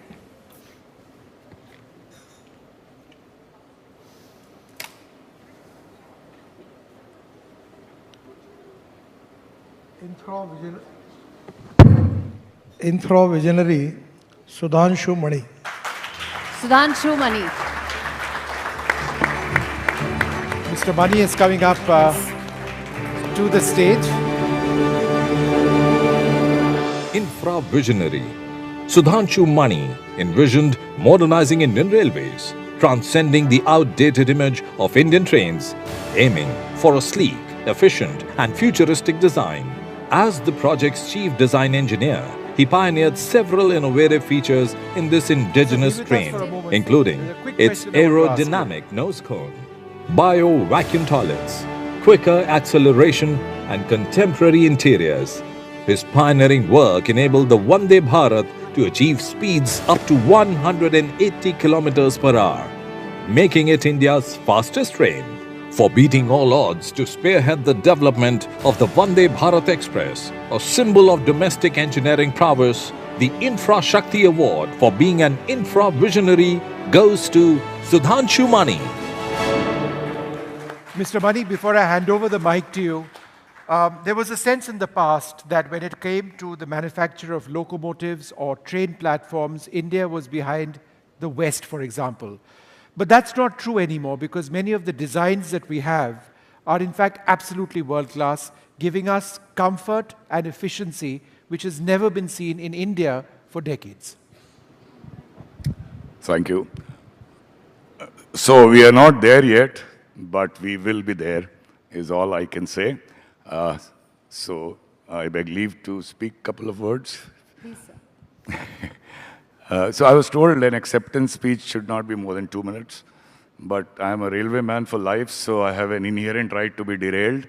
And so borrowing from my granduncle, the bard, he said that men's evil manners live in brass, the good, the virtues we write in water, or also in Julius Caesar, that the evil the men do lives after them. The good is oft interred with their bones. So my uncle has been proved right today, thanks to this award, thanks to Infravision and NDTV. The Train 18 Vande Bharat Express is going to live in brass. So thank you very much. Thank you very much, sir. Thank you. Yes. Come, can we just have a photo? Sir, a quick photograph? Come. Mr. Gadkari, thank you so much, sir. Thank you. Please.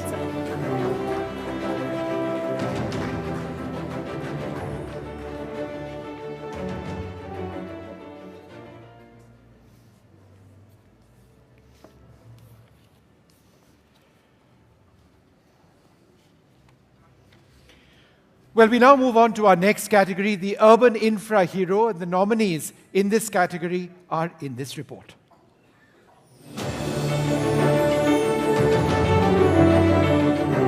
Sandeep Patel, CEO of NEPRA, for pioneering a PPP model and building an organized dry waste supply chain that connects waste generators and collectors to recyclers. Surat Municipal Corporation, for revitalizing the Surat Castle, transforming it into a city attraction and economic hub. The project has helped in reinstating the area's relevance and importance in Surat's history and also made it a source of livelihood and funds. Subbalakshmi K, for using Munify to bring together municipal projects and financiers, addressing urban and climate crisis through financing support for local government projects. Akhilesh Srivastav, Road Safety Ambassador at the International Road Federation, Delhi, for leveraging technology to champion the important cause of road safety, the 9th greatest reason for fatalities in India. His focus is on the importance of training drivers and riders to reduce traffic violations and eventually road fatalities. To give away this award, I'd like to invite on the stage Mr. Malanna Sasalu, CEO of the Provident Housing Limited. So if you can just join us. Come, please.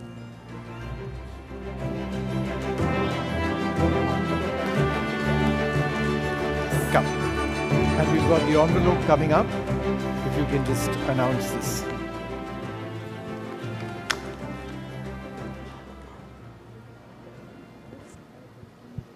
Urban Infra Hero, Sandeep Patel, Nepra, Ahmedabad.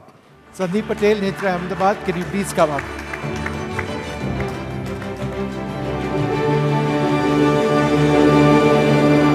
Urban Infra Hero.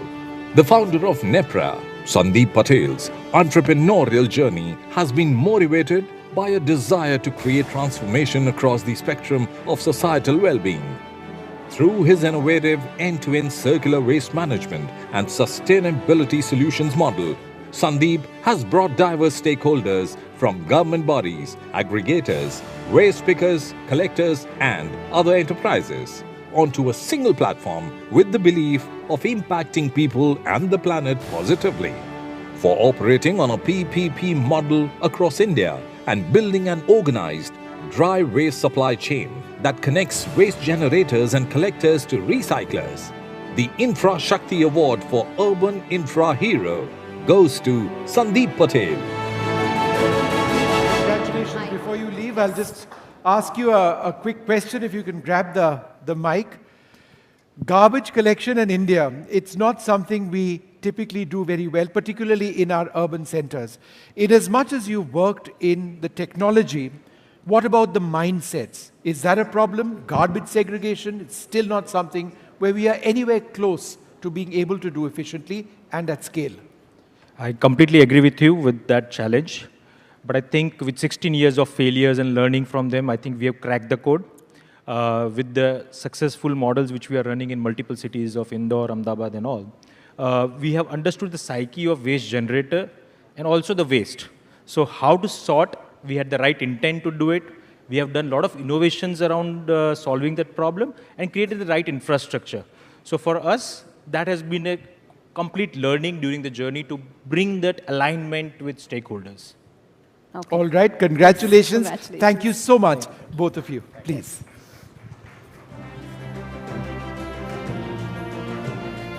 Well, our next category of the NDTV Infrashakti Awards is for Rural Infra Pioneer, and the nominees in this category are in this report.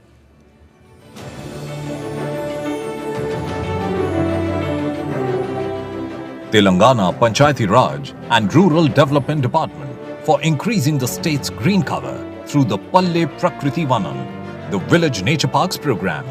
Across all of Telangana's Gram Panchayats, village dumping yards and vermicompost sheds help nourish park flora, and the parks also act as water conservation hubs. Vidyut Mohan for running Takachar, a company that uses a low-cost portable technology to recycle agricultural waste into marketable products like fuel and fertilizers, offering an alternative to the heavily polluting practice of burning agricultural bioproducts. Shashank Kumar, CEO of The Hearth, for empowering small and marginal farmers by providing end-to-end agricultural services and for linking 2 million farmers and 12,000 plus rural entrepreneurs with the market. Ganga Praharis, for volunteering to keep the Ganga clean as part of a cadre of over 4,500 community volunteers from riverside communities along the Ganga River Basin in 11 states of India. They have undertaken over 2,025 conservation activities like cleanliness drives, plantations, awareness programs across the Ganga Basin so far. To give away this award, I'd like to invite on the stage Girish Bhardwaj, Padma Shri winning social worker, who's also known as the Bridge Man of India. Sir, please.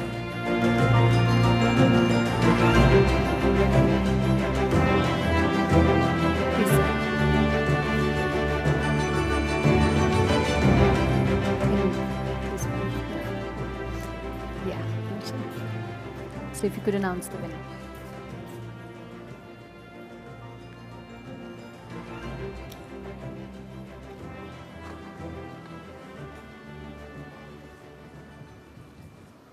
Shashank Kumar, D8, D8.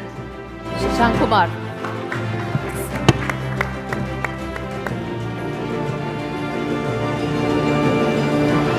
Rural Infra Pioneer. As the CEO, Shashank Kumar has been the driving force behind DHAT's mission to empower small and marginal farmers by providing end-to-end agricultural services and connecting them with markets. Beginning with just 20 farmers in Bihar, DHAT has grown into a leading agri-tech platform that provides farmers across multiple states access to agri-inputs, customized farm advisories, financing and market linkages, for creating a digital marketplace and a one-stop solution for 2 million farmers and 12,000 plus rural entrepreneurs. The Infrashakti Award for Rural Infra Pioneer goes to Shashank Kumar. Shashank, what has been the experience like? And it's 2 million farmers and counting. What has been the experience like? What are they saying in terms of the difference this has made to their lives? So as on date, it's 2.7 actually. Okay. No, thank you NDTV, thank you Infrashakti. This journey started back in 2011 with mere 14 farmers. And then we had a gut feel that sooner or later, physical as well as digital infra connectivity will improve. And that will bring a lot of ease to reach out to millions of farmers to give them basic access of agriculture value chain services. And that's exactly what DHAT has been doing as on date. I take a lot of pride to say that the way how we have built last mile infrastructure, last mile supply chain to provide complete end-to-end agri services to farmers, right from beej se bazaar tak. And basically that is helping those farmers to get access to market, access to quality agricultural input, advisory, and a lot. And again, it doesn't just help them to sell their farm produce, whether they are in Bihar or MP or Maharashtra, to overseas market, but also towards technology transfer from all the universities, as well as the global innovations to their farm gate. But yes, we keep saying within DHAT that it's just a beginning, considering I think our effort to build this last mile infra across major 300 districts. Again, it has to be continued. That's our aim. To basically bring almost 10 million farmers in next 3 years as our goal. So, what is the average age profile of your company? You're so young yourself, all of you. No, interesting. So 4 or 5 years ago, the average age, and I'm referring our own database, it used to be 52 years. But as on date, as we speak, this is like 46 years. So that you can understand the trend. Well, I'd like to thank all of you very much for joining us. Let's just take a quick picture over here. No, thank you. Thanks for this award. Thanks for the recognition. Step forward. In fact, Grishji, I want to ask you ahead. this, that when you talk about some of these rural infra ideas that are there, if any one of them clicks and reaches the kind of scale that we are talking, it could have a huge multiplier effect in terms of the rural economy. So what kind of an impact some of these experiments, these ideas and solutions could have in the rural economy? Yeah. So, go ahead, sir. Please go ahead. Yeah. It's a wonderful thing. So there are many people in different fields they are working, and that is a need now, need of the hour. You have shown the heroes. Yes. Their works and all. So if you are trying always to be normal, you'll never know how amazing you can be. These people are amazing. You have done wonderful. Absolutely. Thank you very much. Thank you so much, sir. Thank you. Let's take a group picture. Please. Yes. A group photo. Yes.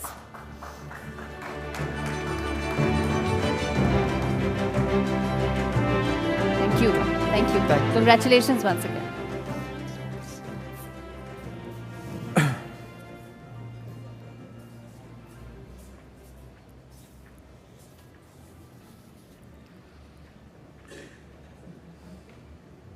Our next category this evening is for Water Savior, and the nominees in this category are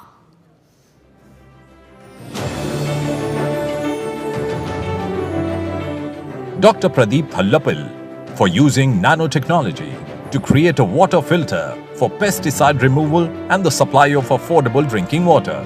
He hopes to provide clean water for all at affordable cost using advanced materials. The water filter technology developed under his guidance is estimated to have reached about 9 million people. Arun Krishnamurthy for facilitating the cleaning of more than 460 lakes and water bodies across 18 states with the assistance of local volunteers. Since launching the Environmentalist Foundation of India, EFI, in 2007, he has mobilized thousands of people to help clean and restore 462 of India's lakes.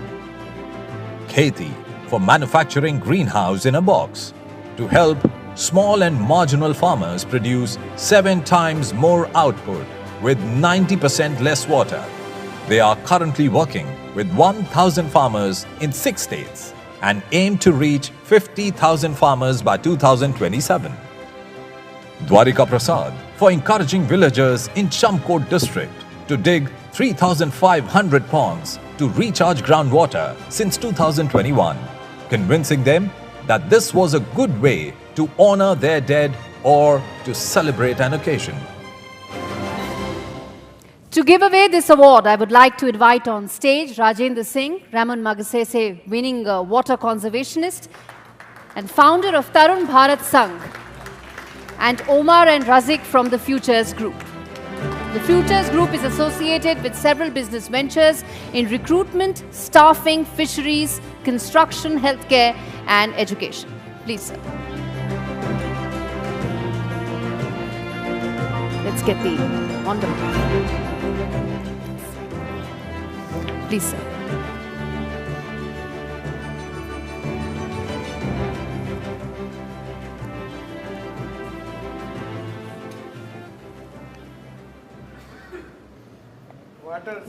Why don't you just the mic? Yeah, mic. Yes. Can you read it out once again? Water Savior, Arun Krishnamurthy, Chennai. Arun Krishnamurthy, Chennai.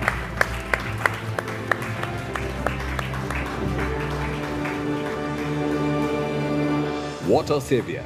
For Arun Krishnamurthy, it began with childhood memories of a pond beside his Chennai home, which soon transformed into an urban dump. Since launching the Environmentalist Foundation of India in 2007, now called Environmentalist Foundation International, he has mobilized thousands of people, including scores of young volunteers, to help clean, restore and rehabilitate more than 460 of India's lakes that have long been subject to pollution and the impacts of climate change. For his conservation efforts in cleaning and restoring close to 500 water bodies in 18 states across India, by energizing local volunteers, the Infrashakti Award for Water Savior goes to Arun Krishnamurthy. Come. The mic. Well, I must, as you grab that mic, ask you, Arun, a basic question. It's about mindsets. When you set about the task of revitalizing a water body which is dead or almost going to be dead, and you come across attitudes of people saying, who cares? It's just a dumping area, let's just dump more garbage into it. What can you actually do and how do you do it? First of all, thanks primarily for this award. I thank NDTV and the Infrashakti Foundation, and thanks to all of you. All of us here want to see a clean river. We want to drink water from a lake or a pond. We want to swim in that fresh water body. We love to see those birds, snakes, frog, crabs. And we're all helpless in some way or the other, where we don't know how we're going to get that water body clean and how we're going to have it as in the pristine habitat that it has to be. And that's where this mind block that somebody would come to change it. And that's where this started, where we wanted to become that somebody for India's water bodies. And this is no heroic of one person or one organization, several thousand volunteers. And it's embedded somewhere deep within our genes, that if given a paper, pencil and asked to draw something about nature, everybody here would put a hill, a stream, a coconut tree, a V-shaped bird, a sunflower, and a triangular home under that tree. And all of us want more green, more blue. It's just that we don't know where to start, and maybe the start is here. That's it. Thank you, Jai Hind. Wonderful answer. Thank you so much. Rajendraji, I want to ask you one thing, sir, if you could hand the mic to, which is that water is turning out to be one of the biggest challenges that this generation is facing across the board. कितनी खुशी मिलती है कि इस तरह के अब solutions आपको देश भर में देखने को मिल रहे हैं, उत्तराखंड से लेके चेन्नई तक, जहां पर कहीं ना कहीं इस तरह की प्रॉब्लम्स को सॉल्व करने के लोकल सॉल्यूशंस सामने आ रहे हैं.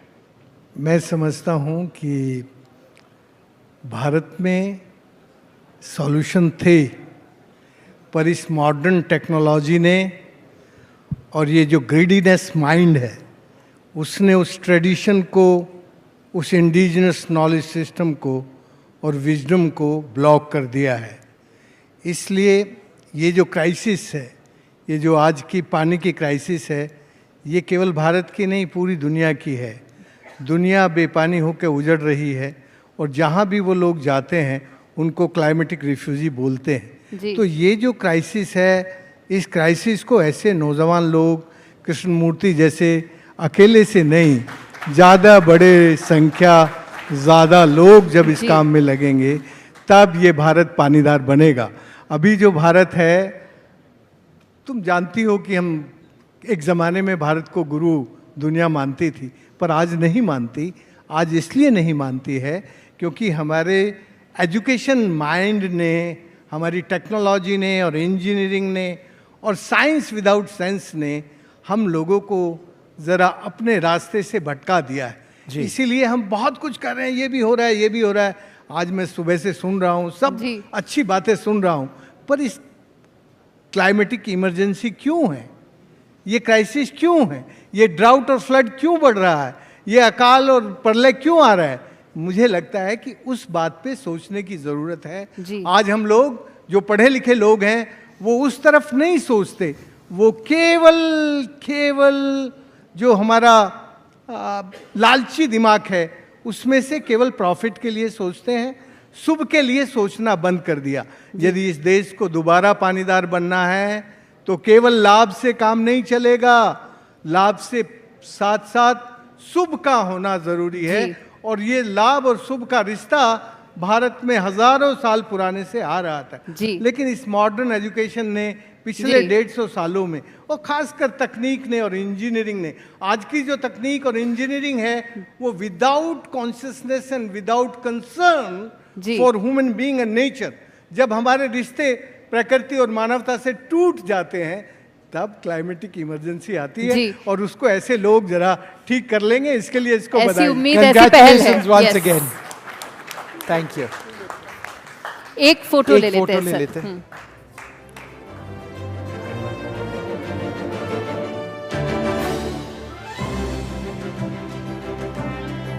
Thank you ji.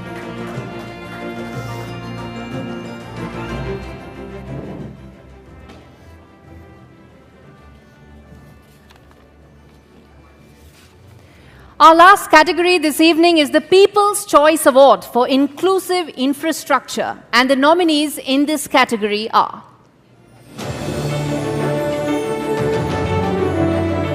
Anuprayas for creating a range of accessibility solutions for public places, ensuring that those with disabilities can commute with ease and minimal assistance. These include braille maps and signs, ramps and grab bars, and sign language video systems to make public transport inclusive and accessible.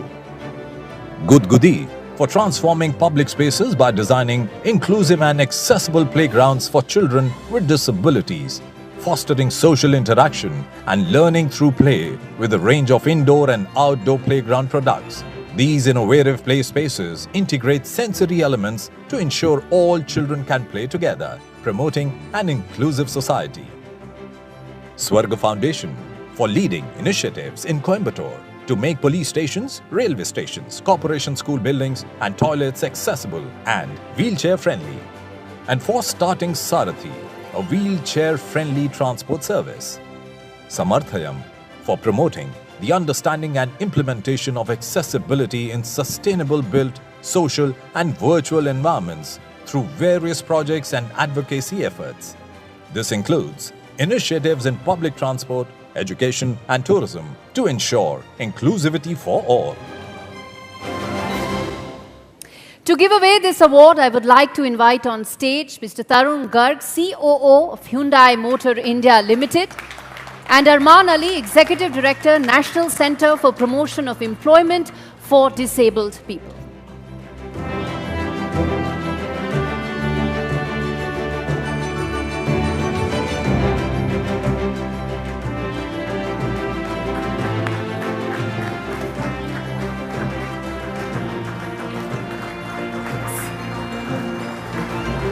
Please, sir. Do the honors, sir. Yeah.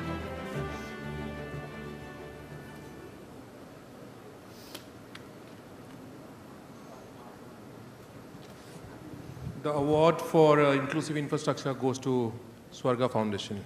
Swarnlata Foundation.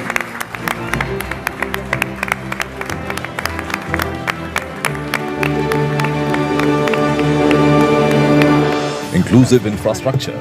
Swarga Foundation's vision is an inclusive society where individuals with multiple sclerosis, neuromuscular disorders, and other disabilities have access to all the opportunities to live a complete life.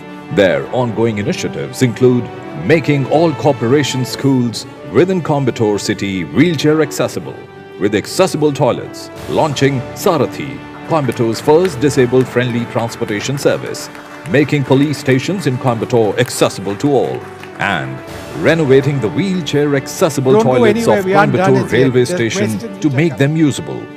For improving access to opportunities that are inaccessible due to a lack of infrastructure, the Infrashakti Award for Inclusive Infrastructure goes to Swarga Foundation. Come, please. Come, please. Give it to her. Let me, should you hold it up? Why don't you hold it up? Let me fact, ask you a very basic question. We are here and we are talking about sustainable infrastructure growth. When it comes to people with different abilities, how important is it for us to be sensitive about requirements when we plan, for example, urban development? Thank you so much for your question. I'm incredibly privileged to be receiving this award today. And people call me with different names. They call me wheelchair-bound, Divyang and special. I'm here to tell the whole world that I'm not just special, I'm limited edition. And I'm not special because of my disability, but because of my ability to convert every adversity into an opportunity. So, my husband, Dr. Guru Prasad, and I started Swarga Foundation 10 years back.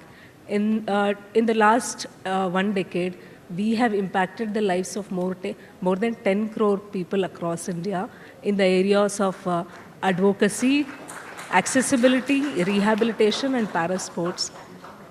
Today, this award just doesn't belong to me, but to my team at Swarga Foundation, to my children, and trustees of Swarga Foundation, and also to Anjali, Pancham, and Aditi, who are my co-recipients.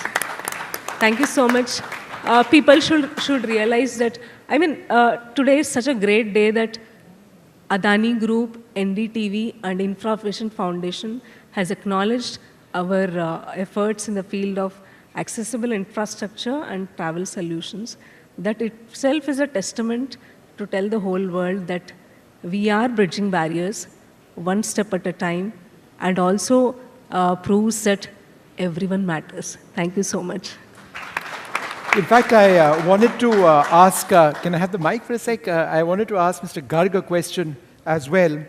Now, this is something extremely close to, I can safely say, the hearts of Hyundai. It's also very close to NDTV. It's a mission called Samarth. I use the word mission because it's something we feel needs to go on for a long period of time. It is about disability awareness. It is about disability rights. It is about every aspect of bringing about an understanding of the fundamental need to ensure equality across the playing field. Let's talk a little bit about infrastructure. When we talk about Samarth and the beliefs of the Hyundai Group, how is inclusive infrastructure very much top of your mind? No, Vishnu, I think Samarth by Hyundai, like you said, is very, very close to our heart. And we believe that, yes, we all know that probably in India there are more than 26 million people with disability.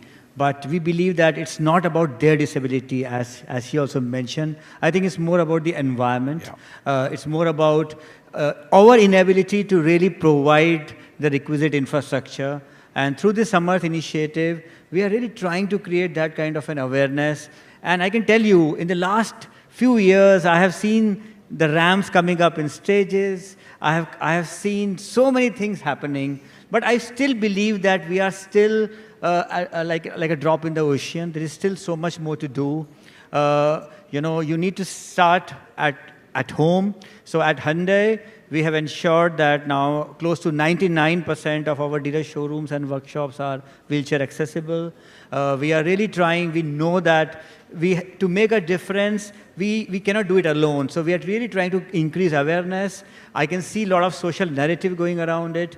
So I believe that going forward, like you said, this is not a one-off event. No. We need to consistently work together. And we are very happy, very thankful to, of course, NDTV to really partner with us and really create that kind of a moment where everybody, every citizen of India really wants to be a part of it and make sure that whenever we see that there is the accessibility is not there, we raise our voice, we raise the concern, and then I think it will become an integral part of the system. Absolutely. So yes, beginning has been made, and I assure you that as far as Hyundai is concerned, we are going to be consistently working on it and investing in it. And thank you for this opportunity, and congratulations, ma'am, for really doing such a great job. Thank you very much. Congratulations. In fact, Arman, I want to ask you this, that talk to us about the thoughts that are going in your mind, the fact that inclusivity infrastructure is now being mainstreamed to a large extent, the thoughts that are going in your mind, the change that you've seen in the last decade or so in terms of infrastructure accessibility. No, I was surprised that I was asked to come to this event, and infrastructure talking about disability. I think we have moved way forward in last 2 decades, and this is brilliant. This is like you're trying to mainstream disability and not looking at disability in isolation. And I think infrastructure creates some biggest barrier for disability inclusion. It's your transport, your buildings, your systems, and everything around that you build, which keeps disabled people out of the drawing board. I think this is a brilliant initiative. Congratulations to NDTV, Adani Group, and the entire team here. And I see that I know Swarnalata and everybody here. They're all my comrades and in the work, and it's heartening to see there's so much happening and so much of support. And it's not limited to only one particular community now. It's like everybody's taken. And my kudos to Tarun, I think, for the kind of initiative he has taken in partnership with NDTV and Samarth. We closely watch him and collaborate wherever we can. So brilliant, I think. Congratulations to all. Absolutely. Yes, thank you so much. Mainstreaming disability rights and awareness is what this is all about. We'll continue doing that. But there is still enough time for a group photo. If you want 10 group photos, do come forward as we wrap up this evening's proceedings. But there'll be a little bit more. Just a little bit. I think there's a vote of thanks also. Yeah, there's a vote of thanks, yes. Come, photographs first.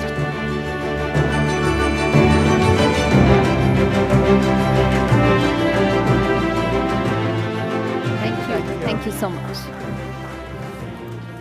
Yeah. Come, please.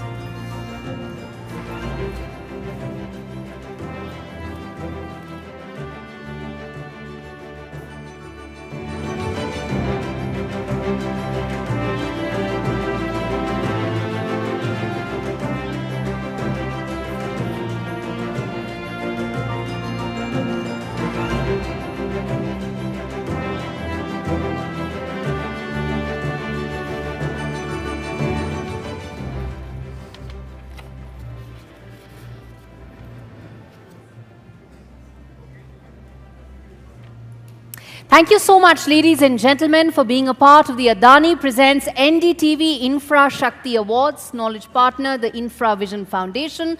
Powered by Futures, associate sponsors, Provident Housing and NBCC. We would now like to invite you all for dinner. Thank you. Thank you all very much for being with us, and thank you for your support.